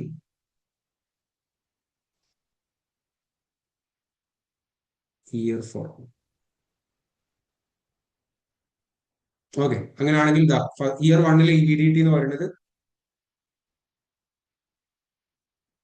1,75,000 ആണ്. 1,75,000 നിന്നും ടാക്സ് റേറ്റ് 40% ലെസ് ചെയ്താൽ 1,50,000 അല്ലെ. ഇയർ 1 1,50,000 ആണ്. 1,50,000 നിന്നും ടാക്സ് റേറ്റ് 40% ലെസ് ചെയ്താൽ 90,000 ആണ് അല്ലെ. Year 1 EBDT into 1 minus tax ചെയ്താൽ 90,000 കിട്ടും. അതുപോലെ തന്നെ ഇയർ 2 EBDT ടാക്സ് കുറച്ചാൽ 1,05,000 കിട്ടും. ഇയർ 3 EBDT ടാക്സ് കുറച്ചാൽ 1,65,000 കിട്ടും അല്ലെ. ഇയർ 4 EBDT ടാക്സ് കുറച്ചാൽ 1,95,000 കിട്ടും അല്ലെ. EBDT എല്ലാ വർഷവും സെയിം ആണ്, അപ്പൊ ഈ എമൗണ്ടുകളൊക്കെ ചേഞ്ച് ആവും. പക്ഷെ ഡിപ്രിസിയേഷൻ ടാക്സിൽ നമ്മൾ 4 വർഷം ഡിപ്രിസിയേഷൻ റെക്കോർഡ് ചെയ്യുന്നത് 1 lakh ആണ്. സെയിം എമൗണ്ട് ആണ് ഡിപ്രിസിയേഷൻ റെക്കോർഡ് ചെയ്യുന്നത്. അതുകൊണ്ട് തന്നെ നമുക്ക് കിട്ടാൻ പോകുന്ന ഡിപ്രിസിയേഷൻ ടാക്സിലും 4 വർഷത്തേക്ക് സെയിം ആയിരിക്കും. 40,000 40,000 40,000 40,000. ഓക്കെ, അങ്ങനെയാണെങ്കിൽ ഇതാ 4 വർഷത്തെ ഇന്ററിംഗ് ക്യാഷ് ഫ്ലോ നമുക്ക് കിട്ടി. ഇന്ററിംഗ് ക്യാഷ് ഫ്ലോ 1,90,000 പ്ലസ് 40 അല്ല 90,000 പ്ലസ് 40,000 1,30,000. ഈ പ്രോജക്റ്റിൽ ഇൻവെസ്റ്റ് ചെയ്താൽ ഇയർ 1 എനിക്ക് കിട്ടാൻ പോകുന്ന ക്യാഷ് എന്ന് പറഞ്ഞാൽ 1,30,000. ഓക്കെ, അതുപോലെ തന്നെ ഇയർ 2 കിട്ടാൻ പോകുന്ന ക്യാഷ് ഫ്ലോ എന്ന് പറഞ്ഞാൽ 1,45,000. ഓക്കെ, 1 lakh ഇതിൽ 2,05,000 ആണ്, ഇതിൽ 2,35,000 ആണ്. ഇയർ 4 ഞാൻ സെയിൽസ് ഒക്കെ നടത്തി അതിന് കോസ്റ്റ് ഒക്കെ കുറച്ച് ഡിപ്രിസിയേഷനും ടാക്സും കുറയ്ക്കുന്നതിന് മുന്നേ എനിക്ക് കിട്ടിയ ക്യാഷ് ഫ്ലോ എന്ന് പറഞ്ഞാൽ ഇതാ എത്രയായിരുന്നു? 2 lakhs ആയിരുന്നു, 3,25,000 ആയിരുന്നു അല്ലെ. ആ 3,25,000 നിന്നും ഞാൻ ടാക്സ് ലെസ് ചെയ്തത് ഡിപ്രിസിയേഷന്റെ ടാക്സിലൊക്കെ ആഡ് ചെയ്താൽ ഇയർ 4 ഞാൻ ഓപ്പറേഷൻസിലൂടെ നേടിയെടുത്ത ക്യാഷ് ഫ്ലോ എന്ന് പറഞ്ഞാൽ 2,35,000 ആണ്. ഇയർ 4 ഈ ക്യാഷ് ഫ്ലോ മാത്രമല്ല, കുറച്ച് സാധനം കൂടി വരാനുണ്ട് ഇയർ 4. ഇയർ 1ലും 2ലും 3ലും ഇല്ലാത്ത കുറച്ച് അഡ്ജസ്റ്റ്മെന്റ്സ് ഇയർ 4 വരും. കാരണം ഇയർ 4 ആണ് ടെർമിനൽ പീരീഡ്. 4 വർഷമേ പ്രൊജക്ടിന്റെ ഏണിങ്സ് കിട്ടുന്നുള്ളൂ. ഈ 4 വർഷം കഴിഞ്ഞാൽ ആ സെറ്റ് നമ്മൾ ഒഴിവാക്കേണ്ടി വരും അല്ലെ. അങ്ങനെയാണെങ്കിൽ ഞാൻ ഇന്ററിംഗ് ക്യാഷ് ഫ്ലോ ഈ 4th ഇയറിൽ ഓൾറെഡി നമ്മൾ കണ്ടെത്തിയിട്ടുള്ള ഇന്ററിംഗ് ക്യാഷ് ഫ്ലോനെ ടെർമിനലിലേക്ക് കൺവേർട്ട് ചെയ്യാൻ പോകുന്നത് terminal cash flow. Terminal cash ഫ്ലോയിലെ ഫസ്റ്റ് എമൗണ്ട് എന്തായിരിക്കും ആരാധന?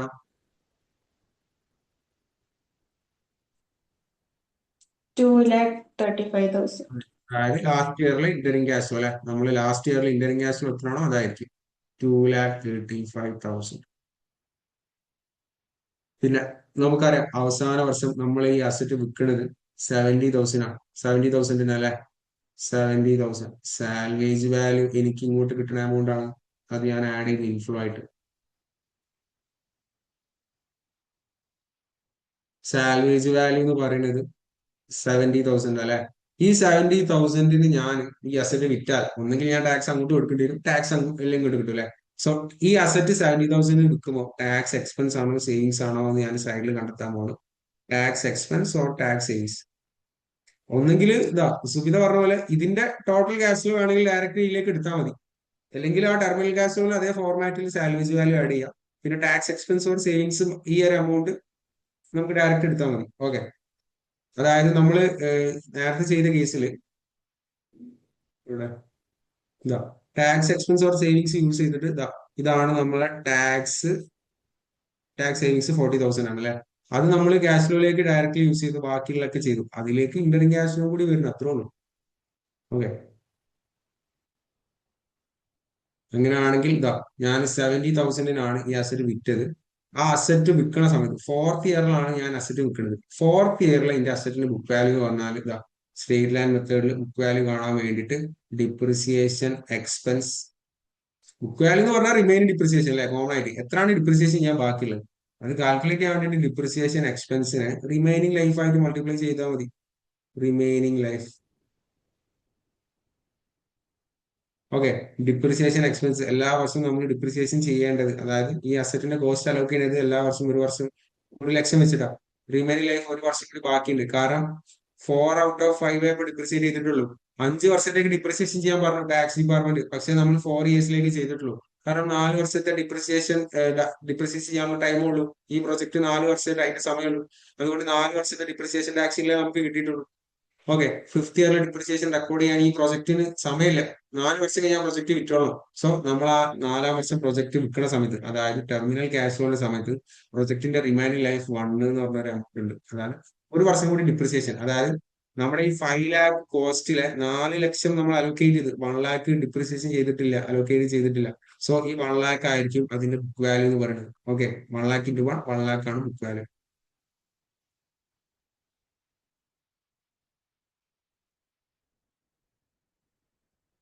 ഓക്കെ, സോ നമുക്ക് സാലറീസ് വാല്യൂ നമുക്ക് ഓൾറെഡി എത്രയാണെന്ന് അറിയാം. ഇനി നമ്മൾ വിൽക്കുന്ന സമയത്ത് ബുക്ക് വാല്യൂ ഇതാ എനിക്ക് കിട്ടിയ സാലറീസ് വാല്യൂ എന്ന് പറഞ്ഞാൽ 70,000 അല്ലെ. ഇതാ ഈ അസറ്റ് ഡിസ്പോസ് ചെയ്തപ്പോൾ എനിക്ക് കിട്ടിയ സാലറീസ് വാല്യൂ എന്ന് പറഞ്ഞാൽ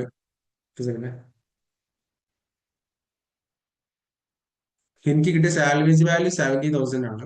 ഞാൻ ആ അസറ്റ് 4th ഇയറിൽ വിൽക്കുമ്പോൾ അതിന്റെ ഫിനാൻഷ്യൽ സ്റ്റേറ്റ്മെന്റ്സിലെ വാല്യൂ എന്ന് പറഞ്ഞാൽ ടാക്സ് ഡിപ്പാർട്ട്മെന്റ് പറഞ്ഞ പ്രകാരം അതിന്റെ ബുക്ക് വാല്യൂ എന്ന് പറഞ്ഞാൽ 1 lakh അല്ലെ. അതായത് 1 lakh വാല്യൂ ഉള്ള സാധനമാണ് നമ്മൾ 70,000 വിറ്റത്. അങ്ങനെയാണെങ്കിൽ നമുക്ക് 30,000 ആയിരിക്കും ലോസ് അല്ലെ.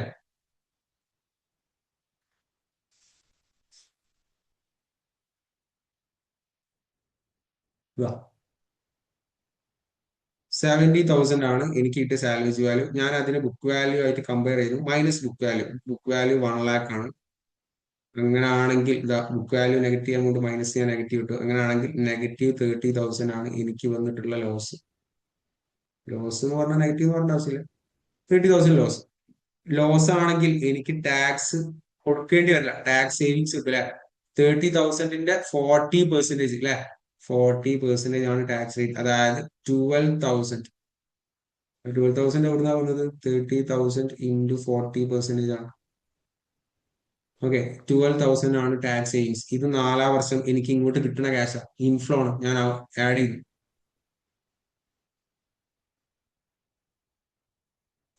ടെർമിനൽ ക്യാഷ് ഫ്ലോയിൽ ഇന്ററിംഗ് ക്യാഷ് ഫ്ലോയിലൂടെ സാലവേജ് വാല്യൂ ആഡ് ചെയ്തു. അതുപോലെ തന്നെ ടാക്സ് സേവിങ്സും ആഡ് ചെയ്തു. ടാക്സ് സേവിങ്സ് എന്ന് പറയുന്നത് 12,000 ആണ്. വേറെ എന്തെങ്കിലും ക്യാഷ് കിട്ടാനുണ്ടോ ടെർമിനൽ ക്യാഷ് ഫ്ലോയിൽ? എന്താ ഉള്ളത്? Increase in net working net capital. Working capital increase അല്ല, reduction in net working capital അല്ലെ. റിലീസ്. അതായത് release of net working release. Capital. Release of net working capital. നമ്മൾ പ്രൊജക്ട് സ്റ്റാർട്ട് ചെയ്തോ net working capital invest ചെയ്ത amount തിരിച്ച് കിട്ടുകയാണ് 4 വർഷം. Release of net working capital, അതായത് 25,000. നമ്മൾ ഇനീഷ്യൽ ഇൻവെസ്റ്റ്മെന്റിൽ നമ്മളെ കയ്യിൽ നിന്ന് പോയി, അവസാനം വെച്ചത് തിരിച്ച് കിട്ടില്ല, 25,000.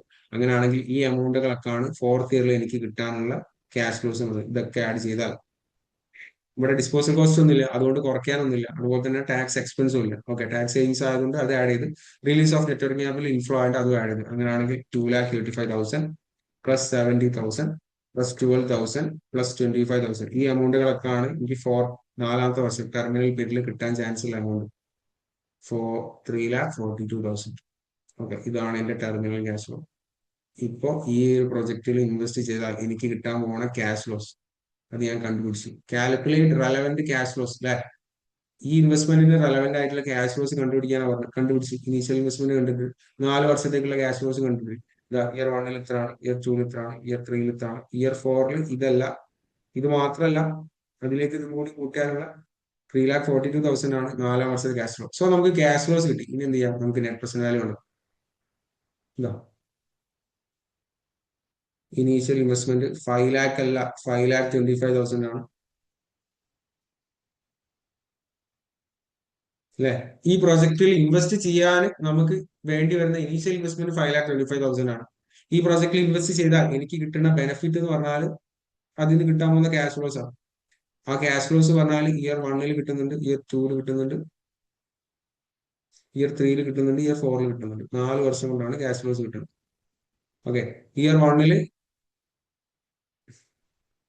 1,30,000, ഇയർ 2 1,45,000, ഇയർ 3 2,05,000,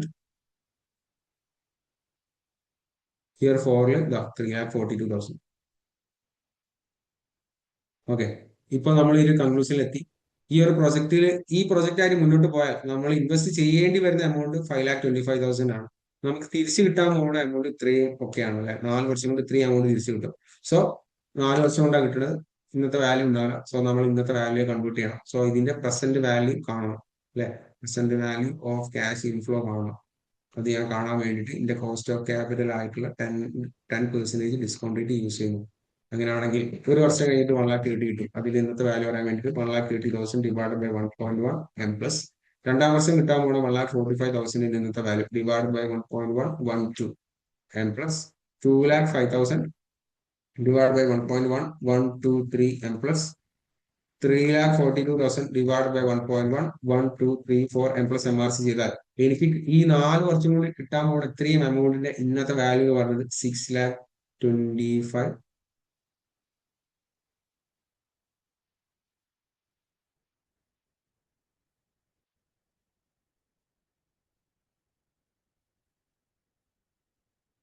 ഈ പ്രോജക്റ്റിൽ നിന്നും എനിക്ക് കിട്ടാൻ പോകുന്ന ക്യാഷ് ഫ്ലോസിന്റെ പ്രസന്റ് വാല്യൂ 6,25,000 ആണ്. 6,25,626. ചെറിയ ഡിഫറൻസ് ഒന്നും പ്രശ്നമില്ല.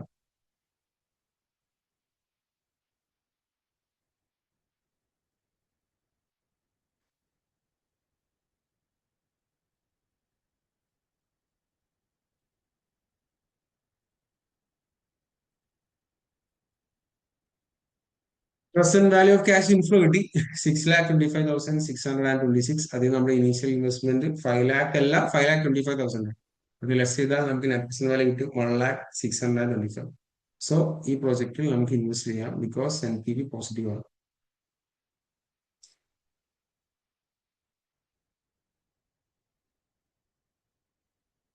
Present value of cash inflow 6,25,626 ആണ് കിട്ടി. സോ നെറ്റ് പ്രസന്റ് വാല്യൂ കാണാൻ നമുക്കറിയാം. പ്രസന്റ് വാല്യൂ കാണാൻ വേണ്ടിയിട്ട് present value of cash inflow minus present value of cash outflow.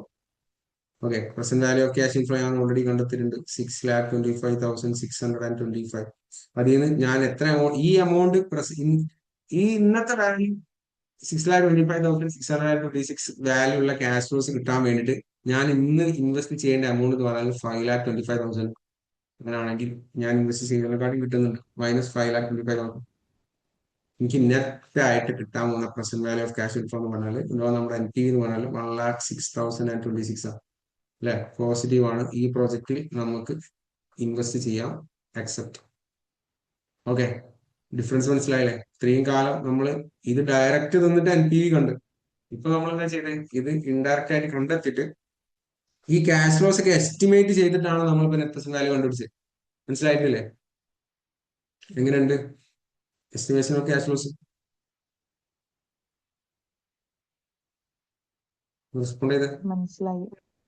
മനസ്സിലായല്ലേ?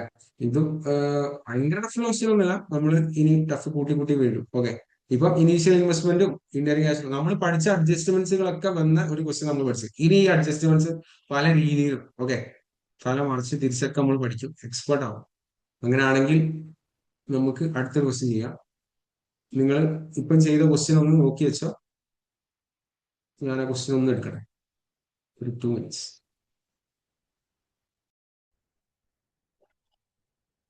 Okay, so നേരത്തെ നമ്മൾ ചെയ്തത് ഒരേ ഒരു ഇൻവെസ്റ്റ്മെന്റ് നമുക്ക് വന്നിട്ടുള്ളൂ. കാരണം ഒറ്റ ഒരു അസറ്റ് അല്ലെ, ഈ ഒരു പ്രോജക്റ്റിൽ ഒരേ ഒരു ഇനീഷ്യൽ ഇൻവെസ്റ്റ്മെന്റ് വന്നിട്ടുള്ളൂ. അതായത് ഇതൊരു സിംഗിൾ അസറ്റ് ആയിരുന്നു അല്ലെ. ഇതൊരു മെഷീനാണെന്ന് അസ്യൂം ചെയ്താൽ ഈ ഒരു മെഷീനറിക്ക് വേണ്ടി മാത്രം നമ്മൾ സ്പെൻഡ് ചെയ്തു 5 lakh അല്ലെ. സോ നമ്മൾ ഇനീഷ്യൽ ഇൻവെസ്റ്റ്മെന്റ് 5 lakhiലേക്ക് അതിന്റെ നെറ്റ് വർക്കിംഗ് ക്യാപിറ്റലും കൂടി ആഡ് ചെയ്തപ്പോൾ 5,25,000 കിട്ടി. ഇന്റർൻ ക്യാഷ് ഫ്ലോസ് കിട്ടി, ടെർമിനൽ ക്യാഷ് ഫ്ലോ കിട്ടി അല്ലെ. ഡിപ്രിസിയേഷൻ ഒക്കെ ഈ ഒരു എമൗണ്ടിന് മാത്രം, ഈ 5 lakh എന്ന് പറഞ്ഞ ഒരു ഒറ്റ അസറ്റിന് മാത്രമേ നമ്മൾ ഡിപ്രിസിയേഷൻ കാണാനുണ്ടായിരുന്നുള്ളൂ. അപ്പൊ ഒരു വർഷം നമ്മൾ ഡിപ്രിസിയേഷൻ ചെയ്ത എമൗണ്ട് 1 lakh ആണ്. അതുപോലെ തന്നെ ഡിപ്രിസിയേഷൻ ടാക്സിൽ കിട്ടിയത് എല്ലാ വർഷവും 40,000 ആണ് അല്ലെ. ഈ ക്വസ്റ്റ്യൻ നമ്മൾ സ്റ്റെപ്പ് കയറി കയറി വരാൻ പോണ്. സോ ഇത് കുറച്ചും കൂടി അഡ്വാൻസ് ആയിട്ടുള്ള ക്വസ്റ്റ്യൻ ആണ്. ഈ ക്വസ്റ്റ്യൻ ഇത് എഴുതിയ രീതി നമുക്കൊരു എന്താ പറയാ, ഒരു ഭംഗി ഉണ്ടാവില്ല. പക്ഷെ നിങ്ങൾ നോട്ടിലേക്ക് എഴുതിയാൽ പ്രശ്നമാണ്. ഓക്കെ, ഞാൻ ആദ്യം ക്വസ്റ്റ്യൻ ഡീപ്പായിട്ട് വായിക്കാം. XYZ company is considering to purchase the following assets for a new project. ഒരു പ്രൊജക്റ്റിന് വേണ്ടിയിട്ട് ഇത്രയും അസറ്റ്സ് അവർ പർച്ചേസ് ചെയ്യണം. ഓക്കെ, വല്ല റെസ്റ്റോറന്റ് ആണെന്ന് അസ്യൂം ചെയ്താൽ മതി. ആ ഒരു റെസ്റ്റോറന്റ് തുടങ്ങാൻ വേണ്ടിയിട്ട് അവർ പർച്ചേസ് ചെയ്യേണ്ട അസറ്റ്സ് എന്ന് പറഞ്ഞാൽ ഇതൊക്കെയാണ്. Land 10 lakh. ഓക്കെ, അവർ ആദ്യം 10 ലക്ഷം രൂപ കൊടുത്ത് ലാൻഡ് വാങ്ങണം. Building 25 lakh. ബ്രാക്കറ്റിൽ 10 years ലൈഫ് എന്ന് അവിടെ എഴുതിയിട്ടുണ്ട്. മെഷീനറി 6 lakh ആണ് മെഷീനറിക്ക് വേണ്ടി ചെലവാകുന്ന എമൗണ്ട്. ഓക്കെ, ബ്രാക്കറ്റിൽ 6 years ലൈഫ് എന്ന് എഴുതിയിട്ടുണ്ട്. പിന്നെ നേരത്തെ ക്വസ്റ്റ്യനിൽ EBDT ഡയറക്റ്റ് തന്നു, ഇവിടെ EBDT തന്നിട്ടില്ല.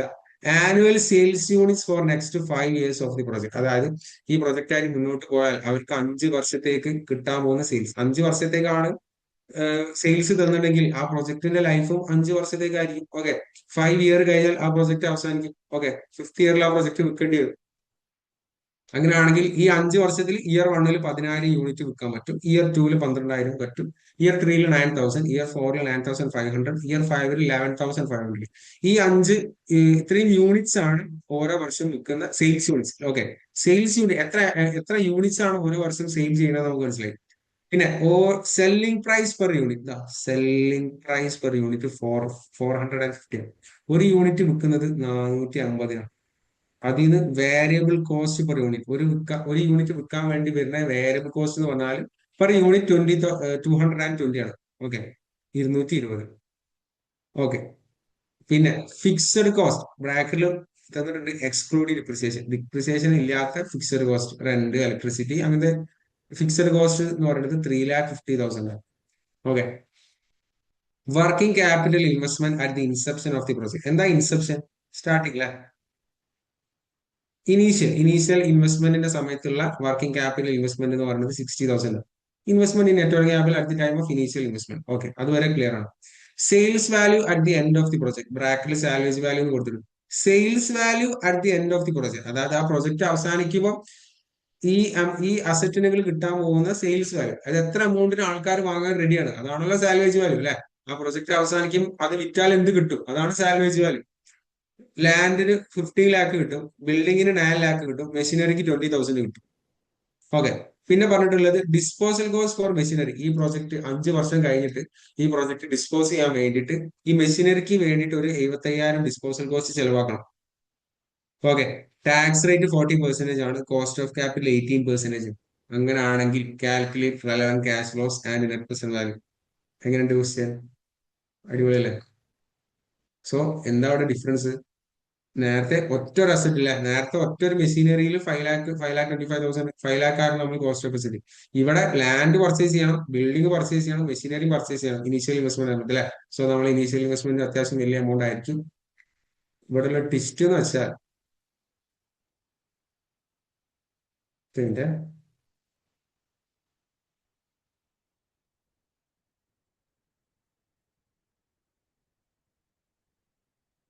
എന്തായി ക്വസ്റ്റ്യൻ ട്വിസ്റ്റ്?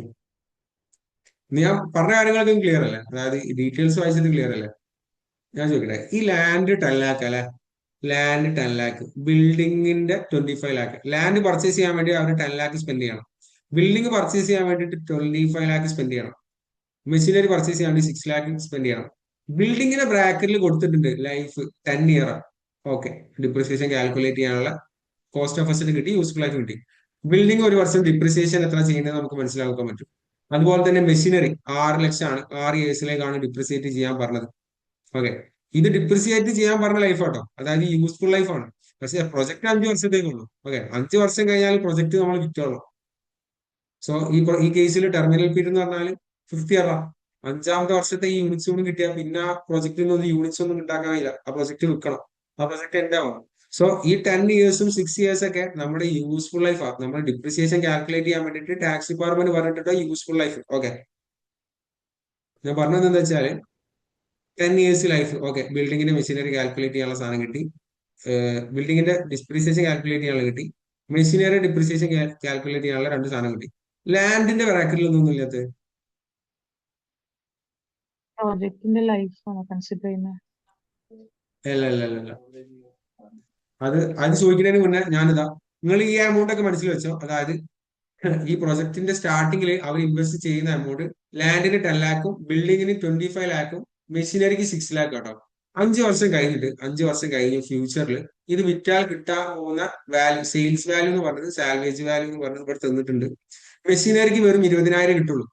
6 ലക്ഷത്തിന് വാങ്ങിയ മെഷീനറിക്ക് 20,000 ആയിട്ട് വാല്യൂ കുറയും. ബിൽഡിംഗ് 25 ലക്ഷമായിരുന്നു വാങ്ങിച്ചത്, പക്ഷെ അത് 9 ലക്ഷം കിട്ടുള്ളൂ. ലാൻഡ് എത്രക്കായിരുന്നു വാങ്ങിച്ചത്? 10 lakh. 10 ലാക്കിൽ അല്ലെ. ലാൻഡ് 10 ലാക്കിന് വാങ്ങിച്ച് 5 വർഷം കഴിഞ്ഞപ്പോൾ ലാൻഡിന്റെ വാല്യൂ എന്തായിക്കാ ചെയ്തത്? കൂടിക്കുകയല്ലേ ചെയ്ത്. അതായത് ഡിപ്രിസിയേഷൻ അല്ല സംഭവിച്ചത്, ലാൻഡിന് അപ്രിസിയേഷൻ ആണ് സംഭവിച്ചത്. അല്ലെ,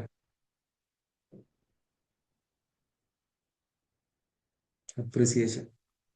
അതായത് നമുക്ക് മെഷീനറി ഒരു ഫിക്സഡ് ടൈമിലേക്ക് വരെ യൂസ് ചെയ്യാൻ പറ്റും. 6 വർഷം ആ മെഷീൻ യൂസ് ചെയ്യാൻ പറ്റും അല്ലെ. മെഷീന് 5 വർഷമാണ് നമ്മൾ യൂസ് ചെയ്യുന്നുള്ളൂ, അത് കഴിഞ്ഞാൽ നമുക്ക് വിൽക്കണം. നമ്മളെ ടാക്സ് ഡിപ്പാർട്ട്മെന്റ് പറഞ്ഞിട്ടുള്ള യൂസ്ഫുൾ ലൈഫ് എന്ന് പറഞ്ഞാൽ മെഷീനറി 6 വർഷത്തേക്ക് ഡിപ്രിസിയേറ്റ് ചെയ്യാൻ പറഞ്ഞിട്ടുണ്ട്.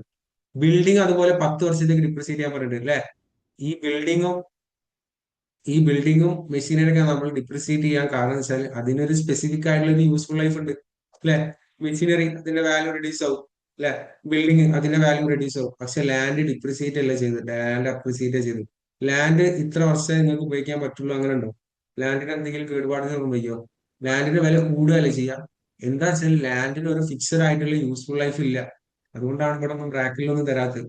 അതുകൊണ്ട് ലാൻഡ് നമ്മൾ എന്ത് ചെയ്യണ്ട, ഡിപ്രിസിയേഷൻ ചെയ്യേണ്ട ആവശ്യമില്ല. ഓക്കെ, മനസ്സിലായിട്ടില്ലേ? എന്തുകൊണ്ട് ലാൻഡ് ഡിപ്രിസിയേറ്റ് ചെയ്യണ്ട? ലാൻഡ് ഒരു ഡിപ്രിസിയേറ്റിംഗ് അസറ്റ് അല്ല. ലാൻഡിന്റെ വാല്യൂ കുറയാൻ പോകുന്നില്ല. നമ്മൾ ഇയർ സീറോയിൽ 10 ലക്ഷത്തിന് വാങ്ങിയ ലാൻഡ് 5 വർഷം കഴിഞ്ഞിട്ട് വിൽക്കാൻ പോകുന്നത് 15 ലക്ഷത്തിനാണ് അല്ലെ? നമുക്കറിയാം സ്ഥലത്തിന് വില കൂടുതലേ ചെയ്യുള്ളൂ. ബിൽഡിങ്ങിന് കേടുപാടുകൾ സംഭവിക്കും, അതിന് വാല്യൂ കുറയും. Okay okay. സാൽവേജ് 5 വർഷം കഴിയാൻ പറഞ്ഞു. ടാക്സ് കാണുമ്പോ അപ്പോ അവിടൊക്കെ ശ്രദ്ധിക്കാം, ഇതാക്കണ്ടേ ടാക്സ്? അവിടൊക്കെ ശ്രദ്ധിക്കാം. ഇതാ ബിൽഡിങ്ങിന് നമ്മൾ 25 ലക്ഷം കൊടുത്തിട്ട് ഇന്ന് വാങ്ങിച്ച ബിൽഡിങ് 5 വർഷം കഴിഞ്ഞിട്ട് ആ ബിൽഡിങ്ങിന്റെ വാല്യൂ 9 ലക്ഷം ഉണ്ടാവും അല്ലെ? കുറെ പെയിന്റ് ഒക്കെ പൊളിഞ്ഞു പോയിട്ടുണ്ടാവും, ഒരുപാട് ചോർച്ചകൾ വന്നിട്ടുണ്ടാവും, അതിന്റെ വാല്യൂ കുറയാൻ ചാൻസ് ഉണ്ട്. അതുകൊണ്ടാണ് 25 ലക്ഷത്തിന് വാങ്ങിയ മെഷീന് അല്ല ബിൽഡിങ്ങിന് 9 ലക്ഷം സെയിൽസ് വാല്യൂ. ഈ 9 ലക്ഷത്തിന് വാങ്ങാൻ ആൾക്കാരുണ്ട്. 5-ാം വർഷം വിറ്റാൽ 9 ലക്ഷം കിട്ടും. അതുപോലെ തന്നെ നമ്മൾ 6 ലക്ഷം കൊടുത്തിട്ട് വാങ്ങിയ മെഷീനറിന് ഈ മെഷീനറി യൂസ് ചെയ്തിട്ടാണ് ഇത്രയും യൂണിറ്റ്സ് ക്രിയേറ്റ് ചെയ്തത് അല്ലെ? ഈ യൂണിറ്റ്സ് ഒക്കെ ഉണ്ടാക്കി കഴിഞ്ഞാൽ ആ മെഷീനറിന്റെ ഒക്കെ സാധനം അടിച്ചു പോയിട്ടും ഇനി അത് ഉപയോഗിക്കാൻ പറ്റില്ല. അങ്ങനെയാണെങ്കിൽ 5-ാം വർഷം, അതായത് എൻഡ് ഓഫ് ദി പ്രോജക്ട് എന്ന് പറഞ്ഞാൽ 5th ഇയർ ആണ്. 5 വർഷമേ നമുക്ക് പ്രൊജക്ട് യൂസ് ചെയ്യാൻ പറ്റുള്ളൂ. കാരണം 5 വർഷത്തേക്കുള്ള സെയിൽസ് യൂണിറ്റ് തന്നിട്ടുള്ളൂ. 5 വർഷം കഴിഞ്ഞാൽ നമ്മൾ വിൽക്കണം. 6 ലക്ഷത്തിന് വാങ്ങിയ സാധനം നമുക്ക് 20,000-ന് വിൽക്കാനേ പറ്റുള്ളൂ. ഈ 20,000-ന് വിൽക്കണമെങ്കിൽ വേറെ 25,000 അങ്ങോട്ട് കൊടുക്കും വേണം. അതൊക്കെ അവിടെ നിൽക്കട്ടെ. പക്ഷേ നമ്മൾ 10 ലക്ഷത്തിന് വാങ്ങിയ ലാൻഡ് 5 വർഷം കഴിഞ്ഞാൽ അതിന്റെ വാല്യൂ കുറയാനല്ല പോണത്, ഇൻക്രീസ് ആവുന്നു അല്ലെ? 15 ലാക്കാ. അങ്ങനെയാണെങ്കിൽ നിങ്ങൾ ഈ കേസിൽ ശ്രദ്ധിക്കേണ്ടതെന്ന് വെച്ചാൽ ബിൽഡിംഗ് ഡിപ്രിസിയേറ്റ് ചെയ്യണം. യൂസ്ഫുൾ ലൈഫ് നമുക്കറിയാം, കോസ്റ്റ് ഓഫ് അസറ്റ് അറിയാം. അതുപോലെ തന്നെ മെഷീനറിന്റെ യൂസ്ഫുൾ ലൈഫ് അറിയാം, കോസ്റ്റ് ഓഫ് അസറ്റ് അറിയാം. ലാൻഡ് ഡിപ്രിസിയേറ്റ് ചെയ്യേണ്ട ആവശ്യമില്ല. ഓക്കെ. ഇനീഷ്യൽ ഇൻവെസ്റ്റ്മെന്റ് വിലക്ക് ലാൻഡിലേക്ക് എമൗണ്ട് ആഡ് ചെയ്യണം. ലാൻഡിലേക്ക് നമ്മൾ ഇൻവെസ്റ്റ് ചെയ്യണം. 10 ലക്ഷം പോകുന്നുണ്ട് അല്ലെ? പക്ഷെ ഡിപ്രിസിയേഷൻ കാൽക്കുലേറ്റ് ചെയ്യണം. എന്തിനാണ് നമ്മൾ ഡിപ്രിസിയേഷൻ കാൽക്കുലേറ്റ് ചെയ്യണത്? ഡിപ്രിസിയേഷൻ നോൺ ക്യാഷ് എക്സ്പെൻസ് ആണ്, നമ്മളെ ക്യാഷ് ഫ്ലോ എഫക്ട് ചെയ്യുന്നില്ല. പക്ഷേ ഈ ഡിപ്രിസിയേഷൻ റെക്കോർഡ് ചെയ്യുന്നതുകൊണ്ട് ഡിപ്രിസിയേഷൻ ടാക്സിൽ കിട്ടൂലേ? അത് ആഡ് ചെയ്യണ്ടേ? അത് കാണാൻ വേണ്ടിയിട്ട് ഓരോ വർഷം, അടുത്ത 5 വർഷത്തേക്ക് എല്ലാ വർഷവും നിങ്ങൾ എത്ര ഡിപ്രിസിയേഷൻ എമൗണ്ട് ആണ് റെക്കോർഡ് ചെയ്യുന്നതെന്ന് അറിയണം. ആ ഡിപ്രിസിയേഷൻ എമൗണ്ട് കിട്ടിയാലേ നിങ്ങൾക്ക് ഡിപ്രിസിയേഷൻ ടാക്സിൽ കിട്ടുള്ളൂ. ഡിപ്രിസിയേഷൻ ടാക്സിൽ കിട്ടാൻ വേണ്ടിയിട്ട്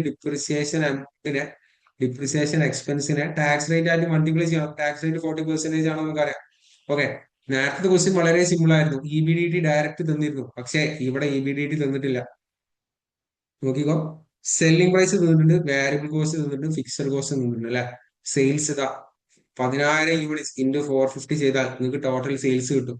16 യൂണിറ്റ്സ് ഇൻറ്റു 220 ചെയ്താൽ നിങ്ങൾക്ക് ടോട്ടൽ കോൺട്രിബ്യൂഷൻ മാർജിൻ കിട്ടും. അതിൽ ടോട്ടൽ വേരിയബിൾ കോസ്റ്റ് കിട്ടും. അത് രണ്ട് ലെസ് ചെയ്താൽ ടോട്ടൽ കോൺട്രിബ്യൂഷൻ മാർജിൻ കിട്ടും. അതിൽ നിന്ന് fixed cost excluding depreciation less ചെയ്താൽ നിങ്ങൾക്ക് EBDT കിട്ടും. അതായത് ഞാൻ പറഞ്ഞുതരാം, നമ്മൾ ഡിസ്കസ് ചെയ്താൽ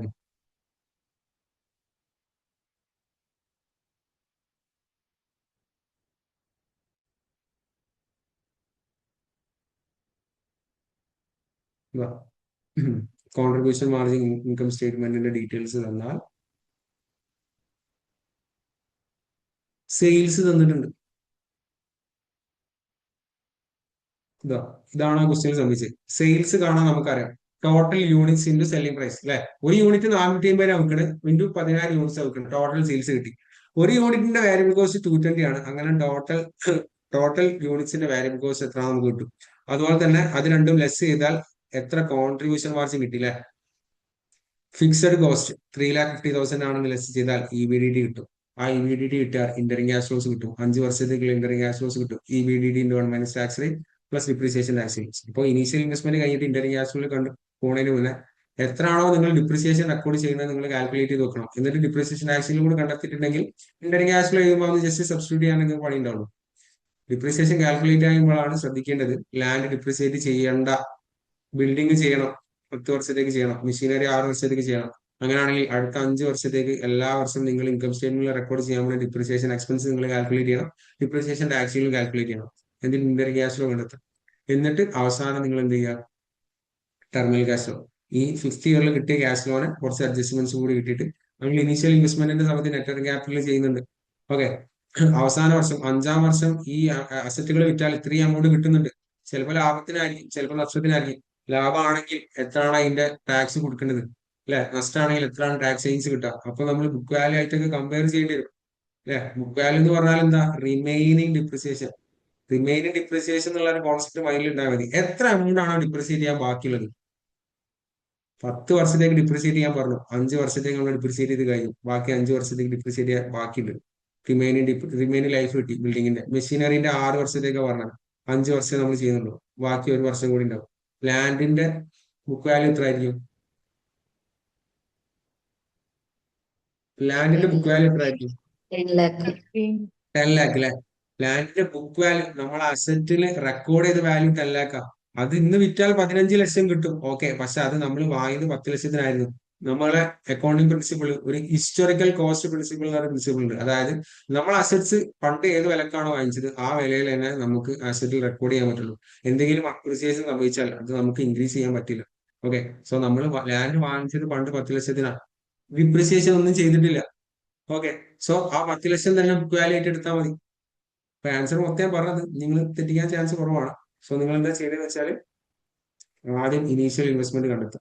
ഇനീഷ്യൽ ഇൻവെസ്റ്റ്മെന്റ് സമയത്ത് എന്തൊക്കെ ക്യാഷ് ആണ് നിങ്ങൾ അങ്ങോട്ട് കൊടുക്കേണ്ടത്? ലാൻഡിന് കൊടുക്കണം, ബിൽഡിങ്ങിന് കൊടുക്കണം, മെഷീനറിക്ക് കൊടുക്കണം, പിന്നെ വേറെ എന്തോ ഒരു സാധനം കൂടി ഉണ്ട്. അപ്പൊ നിങ്ങൾ എന്താ ചെയ്യേണ്ടതെന്ന് വെച്ചാൽ ഈ ക്വസ്റ്റ്യന് ഞാൻ ഗ്രൂപ്പിലേക്ക് ഷെയർ ചെയ്യാം ഈ ഒരു ഫോട്ടോ. നിങ്ങൾക്ക് നോട്ടിൽ വേണമെന്നുണ്ടെങ്കിൽ നോട്ടിലേക്ക് കോപ്പി ചെയ്യാം, കുഴപ്പമൊന്നുമില്ല.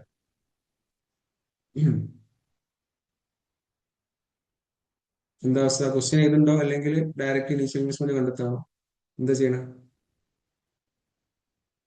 ക്വസ്റ്റ്യൻ ഏതെങ്കിലും എഴുതി കേട്ടോ, നിങ്ങളതായ ഒരു വൃത്തിക്ക് എഴുതണമെങ്കിൽ. ഇതാണ് ക്വസ്റ്റ്യൻ. XYZ company. അങ്ങനെ സ്ക്രോൾ ചെയ്തരാം. 8:50 ആയി, ഇന്ന് കംപ്ലീറ്റ് ചെയ്യാൻ പറ്റില്ല. നിങ്ങൾ ഒരു കാര്യം ചെയ്യും, ക്വസ്റ്റ്യൻ എഴുതിക്കോ, ഗ്രൂപ്പിൽ ഞാൻ ഷെയർ ചെയ്യാം. ടൈം ഉണ്ടെങ്കിൽ നമുക്ക് ഇനീഷ്യൽ ഇൻവെസ്റ്റ്മെന്റ് കണ്ടുപിടിക്കാം. എന്നിട്ട് ബാക്കി നിങ്ങൾ ഹോംവർക്ക് ആയിട്ട് ചെയ്യണം. നാളെ ഇൻ ഡീറ്റെയിൽ ആയിട്ട് നമ്മൾ ഡിസ്കസ് ചെയ്യും. ഇതൊക്കെ എക്സ്ട്രീം ക്വസ്റ്റ്യൻ ആട്ടോ, ഇതൊക്കെ ഒരു പക്ക ഒരു എസ്സേ ക്വസ്റ്റ്യൻ ആണ്. സർ, ഈ ടോട്ടൽ സെല്ലിംഗ് പ്രൈസ് 450 into 5 ആണോ ചെയ്യേണ്ടത്? 450 into 5 ആണോ അതോ? അല്ല, പെർ യൂണിറ്റ് അല്ലേ തന്നെ. അപ്പൊ ഞാൻ വിചാരിച്ചു 5 ഇയറിന് into 5 ആവും. എന്താ സംഭവിക്കാൻ? നിങ്ങൾക്ക് 5 വർഷത്തേക്കുള്ള നിങ്ങൾ മൈൻഡിൽ വെച്ചാൽ 1 വർഷത്തെ മാത്രമേ കാണിച്ചു തരാം. അതായത് നമുക്ക് EBDT അറിയണം അല്ലെ? നേരത്തെ ക്വസ്റ്റ്യനിൽ 5 വർഷത്തേക്കുള്ള EBDT തന്നിട്ടുണ്ടായിരുന്നു. പക്ഷെ ഈ ക്വസ്റ്റ്യനിൽ EBDT തന്നിട്ടില്ല. അപ്പൊ നിങ്ങൾ ആദ്യം EBDT കാൽക്കുലേഷൻ എന്ന് പറഞ്ഞിട്ട് ഹെഡിങ് കൊടുക്കുക. EBDT calculation.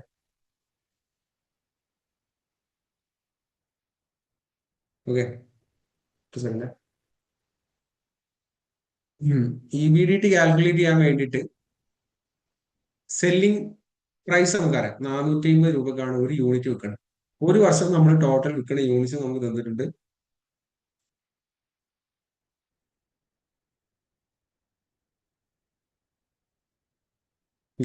ഇയർ 1 10,000 യൂണിറ്റ് വിൽക്കുന്നത്. അങ്ങനെയാണെങ്കിൽ ഇയർ 1 നീ നടത്താൻ പോകുന്ന ടോട്ടൽ സെയിൽസ് നിനക്ക് കിട്ടും. അവിടെ ഇതുണ്ട്. ഇയർ 1 സെയിൽസ് എന്ന് പറഞ്ഞാൽ സെയിൽസ് എന്ന് പറഞ്ഞാൽ 10,000 യൂണിറ്റ് ഇൻറ്റു 450. 450 യൂണിറ്റ്സ് വിൽക്കുന്നു, ഒന്നിന് 10,000 വെച്ച് കിട്ടുന്നു. അങ്ങനെയാണെങ്കിൽ 10,000 ഇൻറ്റു 450 45 ലക്ഷം. 45 ലക്ഷത്തിന്റെ സെയിൽസ് ആണ് നീ 1 വർഷം നടത്താൻ പോകുന്നത്. ഇതിൽ എമൗണ്ട് കുറച്ച് വലുതാട്ടോ. ഈ സെയിൽസ് നടത്താൻ വേണ്ടിയിട്ട് നിനക്ക് വന്ന variable cost, direct material, direct labour plus direct other expense. Okay, അങ്ങനെ ഡയറക്റ്റ് വന്നിട്ടുള്ള മെറ്റീരിയൽ, ലേബറും അങ്ങനത്തെ എക്സ്പെൻസുകളൊക്കെ 220. ഒരു യൂണിറ്റിന് 220. അപ്പൊ നീ എത്ര യൂണിറ്റാ വിറ്റത്? Sales minus total variable cost അല്ലെ? Sales minus total variable cost ചെയ്താൽ നമുക്ക് ടോട്ടൽ കോൺട്രിബ്യൂഷൻ മാർജിൻ കിട്ടും. ടോട്ടൽ വേരിയബിൾ കോസ്റ്റ് കിട്ടാൻ വേണ്ടിയിട്ട് units into total units into variable cost per unit ചെയ്താൽ മതി. അതായത് ഇതിൽ ഡൗട്ടിന്റെ ശ്രദ്ധിച്ചല്ലോ, ആദ്യം നമ്മൾ EBDT കാൽക്കുലേറ്റ് ചെയ്യണമെങ്കിൽ EBDT കാൽക്കുലേഷനിൽ സെയിൽസ് മൈനസ് ഞാൻ അതിന്റെ ഫോർമാറ്റ് അത് പറയാം. EBDT കാൽക്കുലേറ്റ് ചെയ്യാൻ വേണ്ടിയിട്ട് സെയിൽസ് മൈനസ് വേരിയബിൾ കോസ്റ്റ് അത് ചെയ്താൽ നമുക്ക് ടോട്ടൽ കോൺട്രിബ്യൂഷൻ മാർജിൻ കിട്ടും. അതിൽ നിന്ന് ടോട്ടൽ ഫിക്സഡ് കോസ്റ്റ്, അത് എക്സ്ക്ലൂഡിംഗ് ഡിപ്രിസിയേഷൻ ആണ്, എക്സ്ക്ലൂഡിംഗ് ഡിപ്രിസിയേഷൻ അത് ചെയ്താൽ നമുക്ക് എന്ത് കിട്ടും? EBDT കിട്ടും. ഈ EBDT കിട്ടിയാൽ നമുക്ക് ഇന്റർണൽ ക്യാഷ് ഫ്ലോയിലേക്ക് എളുപ്പത്തിൽ എത്താൻ പറ്റും. അങ്ങനെയാണെങ്കിൽ സെയിൽസ് 1 വർഷം 10,000 യൂണിറ്റ് ഇൻറ്റു 450 ചെയ്താൽ total sales 45 lakh minus total variable cost 10,000 into 220 22 lakh. Okay, നീ 45 ലക്ഷത്തിന്റെ സെയിൽസ് നടത്തി, അതിൽ നിന്നൊരു 22 ലാക്ക് നിങ്ങൾക്ക് ഓൾറെഡി എക്സ്പെൻസ് വന്നു. അങ്ങനെയാണെങ്കിൽ ടോട്ടൽ കോൺട്രിബ്യൂഷൻ മാർജിൻ കിട്ടും. 45 ലാഖിന് 22 ലാഖ് ലെസ് ചെയ്താൽ 23 ലാഖ് ആണ് നിനക്ക് വന്നിട്ടുള്ള എന്ത് ടോട്ടൽ കോൺട്രിബ്യൂഷൻ മാർജിൻ അല്ലെ. നിന്റെ ഫിക്സഡ് കോസ്റ്റ് കവർ ചെയ്യാൻ വേണ്ടിയിട്ട് ഇതാ നിന്റെ അതിലേക്ക് കോൺട്രിബ്യൂട്ട് ചെയ്തിട്ടുള്ള എമൗണ്ട് ആണ്. അങ്ങനെയാണ് അതിന് പറയാം. സെക്ഷൻ സിയിലൊക്കെ ഡീറ്റെയിൽ ആയിട്ട് പഠിക്കും നിങ്ങൾ ഈ ഇൻകം സ്റ്റേറ്റ്മെന്റ് ഡിസിഷൻ അനാലിസിസിൽ. ഓക്കെ, ടോട്ടൽ കോൺട്രിബ്യൂഷൻ മാർജിൻ എന്ന് പറഞ്ഞാൽ 23 ലാഖ്. അതിന് fixed cost excluding depreciation. Fixed cost excluding depreciation എന്ന് പറഞ്ഞാൽ ഡയറക്ട്ലി ക്വസ്റ്റിൽ തന്നിട്ടുണ്ട്. അതെല്ലാ വർഷവും സെയിം ആണ്. ഓക്കെ, 3,50,000. 3,50,000 ലെസ് ചെയ്താൽ നിനക്ക് എന്ത് കിട്ടും? 23 ലാഖ് മൈനസ് 3,50,000 ചെയ്താൽ 19,50,000 ആണ് ഇയർ 1 നിനക്ക് കിട്ടിയ earnings before depreciation tax. Okay, ഇനി എല്ലാവരും ഒന്ന് ശ്രദ്ധിച്ചേ. ഒരു ചെറിയൊരു ഷോർട്ട് കട്ട് നമുക്ക് വേണമെങ്കിൽ യൂസ് ചെയ്യാം. ഒരു യൂണിറ്റ് വിൽക്കുന്നത് ഒന്ന് ശ്രദ്ധിച്ചോ. നമ്മളിതാ ഇയർ 1 ഈ സെയിൽസ് യൂണിറ്റ്സും സെല്ലിംഗ് പ്രൈസും വാരിയബിൾ കോസ്റ്റും ഫിക്സഡ് കോസ്റ്റും പെർ യൂണിറ്റ് ഒക്കെ യൂസ് ചെയ്തിട്ട് 1-ാം വർഷം നമ്മൾ എത്ര ഏർണിങ്സ് ആണ് ഉണ്ടാക്കിയത്, അതായത് എത്ര ക്യാഷ് ഫ്ലോ ആണ്, ടാക്സും ഡിപ്രിസിയേഷൻ ഒക്കെ വരുന്നതിന് മുന്നേ എത്ര ക്യാഷ് ഫ്ലോ ഉണ്ടാക്കി ഞാൻ അവിടെ ഒരു എക്സാമ്പിൾ കൊടുത്തിട്ടുണ്ട്. അത് ഈ ഒരു റെഫറൻസ് യൂസ് ചെയ്തിട്ട് നിങ്ങൾ എന്താ ചെയ്ത് അടുത്തൊക്കെ ചെയ്താൽ മതി. അതായത് ഒരു യൂണിറ്റ് വിൽക്കുന്നത് 450 ഒരു യൂണിറ്റിന് വേണ്ടി ചെലവ് 220 അല്ലെ. അങ്ങനെയാണെങ്കിൽ ടോട്ടൽ കോൺട്രിബ്യൂഷൻ 23 ലാഖ് ആണെന്ന് എനിക്ക് എങ്ങനെ കിട്ടിയത്? 10,000 into 450 45 ലാഖ് അല്ലെ. Total sales total variable cost ആയിട്ടുള്ള 22 ലാഖ് ലെസ് ചെയ്തപ്പോഴാണ് ടോട്ടൽ കോൺട്രിബ്യൂഷൻ മാർജിൻ 23 ലാഖ് കിട്ടി. അതായത് 10,000 into 450 ചെയ്തപ്പോൾ ടോട്ടൽ സെയിൽസ് കിട്ടി. അതിൽ നിന്ന് ടോട്ടൽ വാരിയബിൾ കോസ്റ്റ് 10,000 into 220 ചെയ്തപ്പോൾ 22 ലാഖ് കിട്ടി. So total sales total variable cost കുറച്ചാൽ ടോട്ടൽ കോൺട്രിബ്യൂഷൻ മാർജിൻ 23 ലാഖ് കിട്ടി. ഈ 23 ലാഖ് കിട്ടാൻ ഒരു എളുപ്പമായിട്ട് നമുക്ക് അല്ലെ. അതായത് നിങ്ങൾക്ക് ടോട്ടൽ കോൺട്രിബ്യൂഷൻ മാർജിൻ കിട്ടാൻ വേണ്ടിയിട്ട് കോൺട്രിബ്യൂഷൻ മാർജിൻ പെർ യൂണിറ്റ്, ഇതൊക്കെ സെക്ഷൻ സിയിലാട്ടോ നിങ്ങൾ ഡീറ്റെയിൽ ആയിട്ട് പഠിക്കണം. കോൺട്രിബ്യൂഷൻ മാർജിൻ പെർ യൂണിറ്റ്, അതായത് ഒരു യൂണിറ്റിന് എത്ര കോൺട്രിബ്യൂഷൻ മാർജിൻ, എത്ര ലാഭമാണ് നിങ്ങൾക്ക് കിട്ടുന്നത്, അത് ഇൻറ്റു ടോട്ടൽ യൂണിറ്റ്സ് ചെയ്താൽ മതി. Into total units. ഓക്കെ, അതായത് നമ്മൾ 45 ലക്ഷത്തിൽ നിന്ന് 22 ലക്ഷം കുറച്ചിട്ട് 23 ലക്ഷം ടോട്ടൽ കോൺട്രിബ്യൂഷൻ മാർജിൻ കിട്ടിയത് സിമ്പിൾ ആയിട്ട് കിട്ടാൻ വേണ്ടിയിട്ട് കോൺട്രിബ്യൂഷൻ മാർജിൻ പെർ യൂണിറ്റ്, അതായത് ഞാൻ അതാ സൈഡിൽ കോൺട്രിബ്യൂഷൻ മാർജിൻ പെർ യൂണിറ്റ്, ഒരു യൂണിറ്റിന് എത്ര കോൺട്രിബ്യൂഷൻ മാർജിൻ കിട്ടുന്നത്. കോൺട്രിബ്യൂഷൻ മാർജിൻ പെർ യൂണിറ്റ് കിട്ടാൻ വേണ്ടിയിട്ട് സെല്ലിംഗ് പ്രൈസ് പെർ യൂണിറ്റിൽ നിന്നും variable cost per unit less ചെയ്താൽ മതി. അതായത് ഒരു യൂണിറ്റ് നീ വിൽക്കുന്നത് 450 ആ ഒരു യൂണിറ്റ് വിൽക്കാൻ വേണ്ടി വന്നിട്ടുള്ള വേരിയബിൾ കോസ്റ്റ് 220. അതായത് ഒരു യൂണിറ്റിൽ നിന്ന് നിനക്ക് കിട്ടുന്ന ലാഭം 230. മനസ്സിലാവുണ്ടോ ആരാധന? അല്ലെ, അതായത് ഒരു യൂണിറ്റ് വിറ്റാൽ നിനക്ക് 230 ലാഭം കിട്ടും. അങ്ങനെയാണെങ്കിൽ ടോട്ടൽ കോൺട്രിബ്യൂഷൻ മാർജിൻ കിട്ടാൻ വേണ്ടിയിട്ട് കോൺട്രിബ്യൂഷൻ മാർജിൻ പെർ യൂണിറ്റ്, ഒരു യൂണിറ്റിൽ നിനക്ക് കിട്ടുന്ന ലാഭം 230 ഇൻറ്റു ടോട്ടൽ യൂണിറ്റ്സ്. 1-ാം വർഷം നീ എത്ര യൂണിറ്റ് വെക്കുന്നത്? 10,000 യൂണിറ്റ്സ്. എങ്ങനെയാണെങ്കിൽ ടോട്ടൽ യൂണിറ്റ്സ് 10,000 ആണ്. 230 ഇൻറ്റു 10,000 ചെയ്താൽ 23 ലാഖ് കിട്ടും അല്ലെ. ഈ 23 ലാഖിനല്ലേ ഈ ടോട്ടൽ കോൺട്രിബ്യൂഷൻ മാർജിൻ. അങ്ങനെയും ചെയ്യാം. നിങ്ങൾ ഈ ഒരു ഫോർമാറ്റിൽ തന്നെ ചെയ്തോ. ഈ വിഡിറ്റി കാൽക്കുലേഷൻ ഈ ഒരു രീതി ചെയ്തോ, മൈൻഡിൽ ഉണ്ടായാൽ മതി. ഇനി ഒരു ക്വസ്റ്റ്യൻ വരികയാണെങ്കിൽ നമ്മൾ direct total contribution margin per unit എടുത്തിട്ട് ടോട്ടൽ യൂണിറ്റ്സ് കൊണ്ട് മൾട്ടിപ്ലൈ ചെയ്യും. നിങ്ങൾ ഈ ആദ്യം EBDT കാൽക്കുലേഷൻ ചെയ്തിട്ട് സെക്കൻഡ് നിങ്ങൾ ക്വസ്റ്റ്യൻ കംപ്ലീറ്റ് ആക്കിയോ? ഇല്ല, ഞാൻ സമയം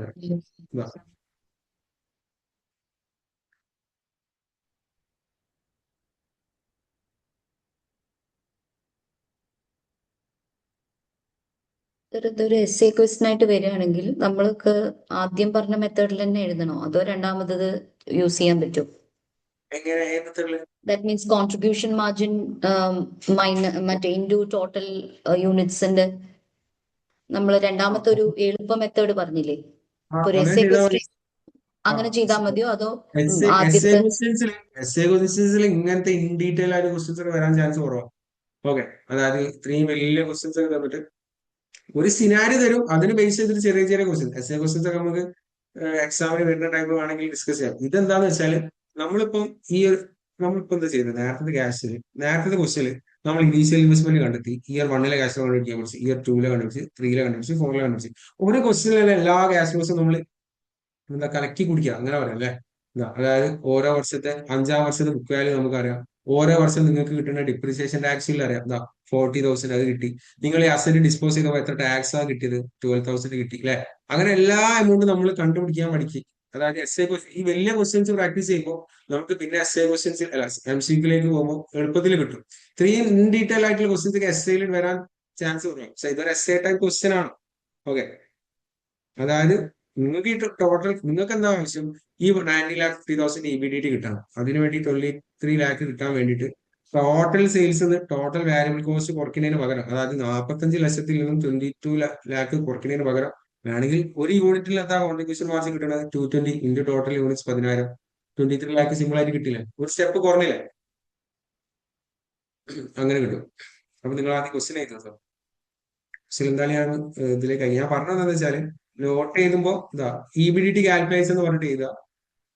8 സെക്കൻഡ് രണ്ടും കൂടി കണ്ടിട്ട് ക്വസ്റ്റ്യൻ EBDT കാൽക്കുലേഷൻ അല്ലേ? ഇതാ ഇയർ 1 കിട്ടി, ഇയർ 2, ഇയർ 3, ഇയർ 4, ഇയർ 5, അങ്ങനെ 5 വർഷത്തേക്ക് തന്നെ റൈറ്റ് സൈഡിലേക്ക് പോയാൽ മതി. Okay, year 1 EBDT, year 2 EBDT കിട്ടും, ഇയർ 3 കിട്ടും, ഇയർ 4 കിട്ടും, ഇയർ 5 കിട്ടും. അങ്ങനെ EBDT കാൽക്കുലേഷൻ EBDT കിട്ടി കഴിഞ്ഞാൽ EBDT കാൽക്കുലേഷൻ നമ്മുടെ ഇനീഷ്യൽ ഇൻവെസ്റ്റ്മെന്റ് കണ്ടിട്ടുണ്ടോ കേട്ടോ? ഇനീഷ്യൽ ഇൻവെസ്റ്റ്മെന്റ് നിങ്ങൾ എത്ര എമൗണ്ട് ആണ് ചെലവാക്കുന്നത്, അതിന്റെ കൂടെ നെറ്റ് വർക്കിംഗ് ക്യാപിറ്റൽ ഇൻവെസ്റ്റ്മെന്റ് ഒക്കെ ഉണ്ട്, അതും കൂടി നോക്കണം. സോ അത് കഴിഞ്ഞിട്ട് നിങ്ങൾ EBDT കണ്ടെത്താം. EBDT കണ്ടെത്താൻ നിങ്ങൾക്ക് ഇന്ററിംഗ് ക്യാഷ് ഫ്ലോയിലേക്ക് കടക്കാം. ഇന്ററിംഗ് ക്യാഷ് ഫ്ലോയിലേക്ക് ഡിപ്രിസിയേഷൻ ടാക്സിൽ എത്ര നിങ്ങൾക്ക് അറിയണം. അങ്ങനെയാണെങ്കിൽ ഒരു വർഷം എത്ര ഡിപ്രിസിയേഷൻ എക്സ്പെൻസ് നിങ്ങൾക്ക് അറിയണം. ഓക്കെ, ബിൽഡിംഗ് ഡിപ്രിസിയേറ്റ് ചെയ്യണം 10 വർഷത്തേക്ക്. അങ്ങനെയാണെങ്കിൽ ഒരു വർഷത്തിൽ എത്ര ഡിപ്രിസിയേഷൻ എക്സ്പെൻസ് വരാമെന്ന് നിങ്ങൾക്ക് മനസ്സിലാക്കാൻ പറ്റും. അതുപോലെ തന്നെ ഡിപ്രിസിയേഷൻ എക്സ്പെൻസ് ബിൽഡിങ്ങിന്റെ വരും, പക്ഷെ ലാൻഡിന് ഡിപ്രിസിയേഷൻ എക്സ്പെൻസ് ഇല്ല, ഡിപ്രിസിയേഷൻ ചെയ്യേണ്ട ആവശ്യമില്ല. ഓക്കെ, അങ്ങനെ ബിൽഡിംഗ് ഡിപ്രിസിയേറ്റ് ചെയ്ത് കഴിഞ്ഞാൽ എത്രയാണോ ഡിപ്രിസിയേഷൻ ചെയ്യാൻ ബാക്കിയുള്ള എമൗണ്ട്, അതായത് 10 വർഷത്തിൽ 5 വർഷമേ ചെയ്യുന്നുള്ളൂ, 5 വർഷത്തെ ഡിപ്രിസിയേഷൻ ചെയ്യാൻ റിമൈനിങ് ആയിട്ടുള്ള വാല്യൂ ആയിരിക്കും അതിന്റെ ബുക്ക് വാല്യൂ അവസാനം. അപ്പൊ നമ്മൾ ടാക്സ് കൊടുക്കണോ വേണ്ടോ എന്ന് അറിയാൻ വേണ്ടിയിട്ട് സാലറീസ് വാല്യൂവിനെ ബുക്ക് വാല്യൂ ആയിട്ട് കമ്പയർ ചെയ്യുമ്പോൾ അതിന് ബുക്ക് വാല്യൂയിലേക്ക് റിമൈനിങ് ഡിപ്രിസിയേഷൻ എടുത്താൽ മതി. ഓക്കെ, ബിൽഡിംഗ് മെഷീനറിന്റെ റിമൈനിങ് ഡിപ്രിസിയേഷൻ എത്രയാണോ ഡിപ്രിസിയേറ്റ് ചെയ്യാൻ ബാക്കിയുള്ളത്, ലാൻഡ് എത്രയാണോ ഡിപ്രിസിയേറ്റ് ചെയ്യാൻ ബാക്കിയുള്ളത്, 10 lakh കംപ്ലീറ്റ് ഡിപ്രിസിയേറ്റ് ചെയ്യാൻ ബാക്കിയുള്ളത്, ഒന്നും ഡിപ്രിസിയേറ്റ് എടുത്തില്ല. അപ്പൊ ലാൻഡിന്റെ ബുക്ക് വാല്യൂ 10 lakh എടുത്താൽ മതി. ഓക്കെ, വേറെ എന്തെങ്കിലും ഡൗട്ട് ഉണ്ടോ ഈ ക്വസ്റ്റ്യനിൽ? അപ്പൊ നിങ്ങൾ ഏതും ഒരു ഫോർമാറ്റ് ഉണ്ടാക്കി വെച്ചില്ല, റൈറ്റ് സൈഡിലേക്ക് ഇങ്ങനെ എഴുതിയാൽ മതി. അപ്പം interim cash flow EBDT × tax rates depreciation actually ചെയ്യുന്നതിന് മുന്നേ സൈഡിൽ ഡിപ്രിസിയേഷൻ എക്സ്പെൻസ് ചെയ്യാം, അതുപോലെ തന്നെ ഡിപ്രിസിയേഷൻ ടാക്സിലും കൂടി കണ്ടെത്തി വെക്കാം. ഓക്കെ, ഒരു വർഷം നിങ്ങൾ ഡിപ്രിസിയേറ്റ് ചെയ്യാൻ പോകുന്ന എമൗണ്ട് ഒരു വർഷം ബിൽഡിങ്ങിന്റെ ഡിപ്രിസിയേഷൻ, അതായത് 25 lakh 10 വർഷത്തേക്ക്, അങ്ങനെയാണ് ഒരു വർഷം 2.5 ലക്ഷം വരും ബിൽഡിങ്ങിന്റെ ഡിപ്രിസിയേഷൻ. മെഷീനറി 6 ലക്ഷം 6 വർഷത്തേക്ക്, അങ്ങനെയാണെങ്കിൽ ഒരു വർഷം 1 lakh വരും. ഓക്കെ, ഈ രണ്ടിന്റെയും ടോട്ടൽ ആയിട്ടുള്ള 3,50,000 ആയിരിക്കും നിങ്ങൾക്ക് ഒരു വർഷം ഡിപ്രിസിയേഷൻ എക്സ്പെൻസ് വരുന്നത്. ഡിപ്രിസിയേഷൻ എക്സ്പെൻസ് 3,50,000 ആണെങ്കിൽ അത് ഇൻറ്റു ടാക്സ് റേറ്റ് ചെയ്താൽ ഡിപ്രിസിയേഷൻ ടാക്സിൽ കിട്ടും. ഓക്കെ, അത്യാവശ്യം വലിയ ക്വസ്റ്റ്യൻ ആണ്, ടൈം എടുത്ത് ചെയ്താൽ മതി. നിങ്ങൾ ട്രൈ ചെയ്തോ, ഇപ്പൊ തെറ്റിപ്പോയാലും കുറച്ച് പ്രശ്നമൊന്നുമില്ല. പക്ഷെ ഞാൻ ഈ പറഞ്ഞ ഇതൊക്കെ വെച്ചിട്ട് നിങ്ങൾക്ക് ശരിയാക്കാൻ പറ്റുന്നതേ ഉള്ളൂ. നിങ്ങൾ നേരത്തെ ക്വസ്റ്റ്യൻ പെട്ടെന്ന് ശരിയാക്കിയുള്ളൂ. ഇതിലെ കോംപ്ലിക്കേഷൻസ് ഒക്കെ ഞങ്ങൾ പറഞ്ഞിട്ടുണ്ട്, അത് കറക്റ്റ് അപ്ലൈ ചെയ്താൽ മതി. ഓക്കെ, അങ്ങനെയാണെങ്കിൽ നമുക്ക് ഈ ക്വസ്റ്റ്യൻ നിങ്ങൾ മാക്സിമം ട്രൈ ചെയ്യും. ഞാൻ നെറ്റ് പ്രസന്റ് വാല്യൂ എത്രയാണെന്ന് പറഞ്ഞുതരാം, നിങ്ങൾക്ക് ക്രോസ് ചെക്ക് ചെയ്യാൻ വേണ്ടിയിട്ട്.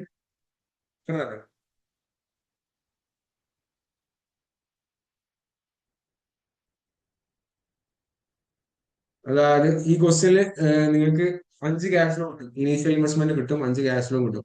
അത് 18% യൂസ് ചെയ്ത് ഡിസ്കൗണ്ട് ചെയ്താൽ നിങ്ങൾക്ക് നെറ്റ് പ്രസന്റ് വാല്യൂ എത്ര കിട്ടാന്ന് വെച്ചാൽ 11 lakh, വലിയ എമൗണ്ട് ആണ്, 57,000, 11,57,836. ചെറിയ ഡിഫറൻസ് ഒന്നും പ്രശ്നമില്ല. ഇത് വേണമെങ്കിൽ ഇവിടെ നോട്ട് ചെയ്ത് വെച്ചു, നിങ്ങൾക്ക് അവസാന ആൻസർ കിട്ടിയിട്ട് 11,57,000 സംതിങ് എന്തെങ്കിലും കിട്ടിയാൽ മതിയെ, കറക്റ്റ് കിട്ടുമെന്ന് വേണ്ട കേട്ടോ.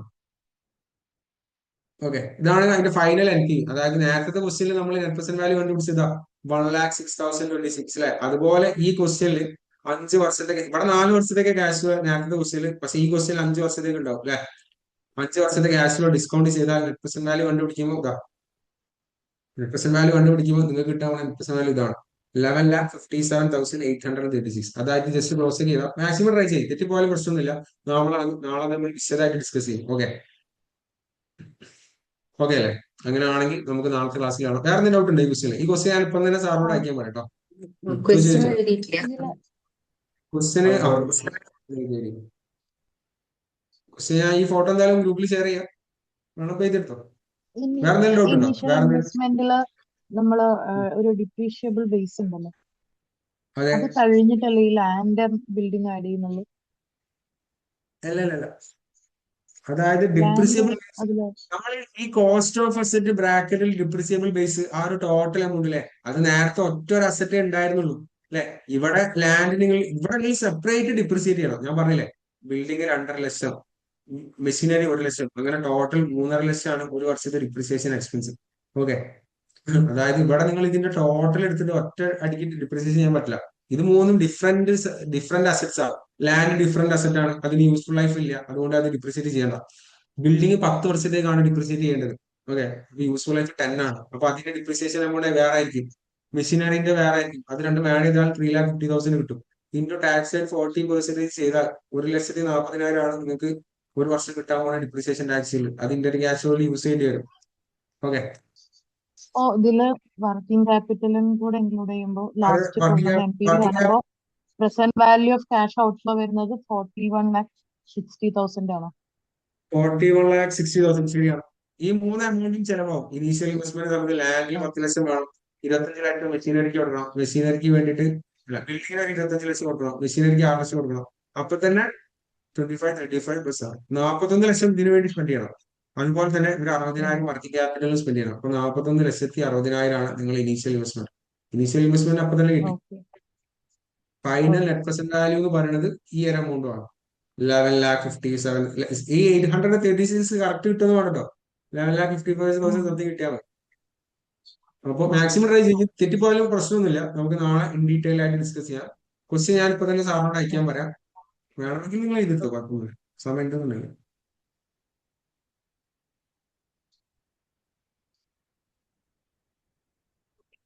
ഞാൻ ഫോട്ടോ എടുത്തായിരുന്നു, ഞാൻ ലീവ് ചെയ്തോട്ടെ.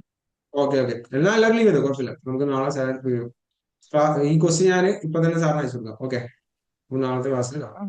Thank you. ഓക്കെ, ശരി. Yes, sir. Thank you. Thank you, okay, sir. Thank you.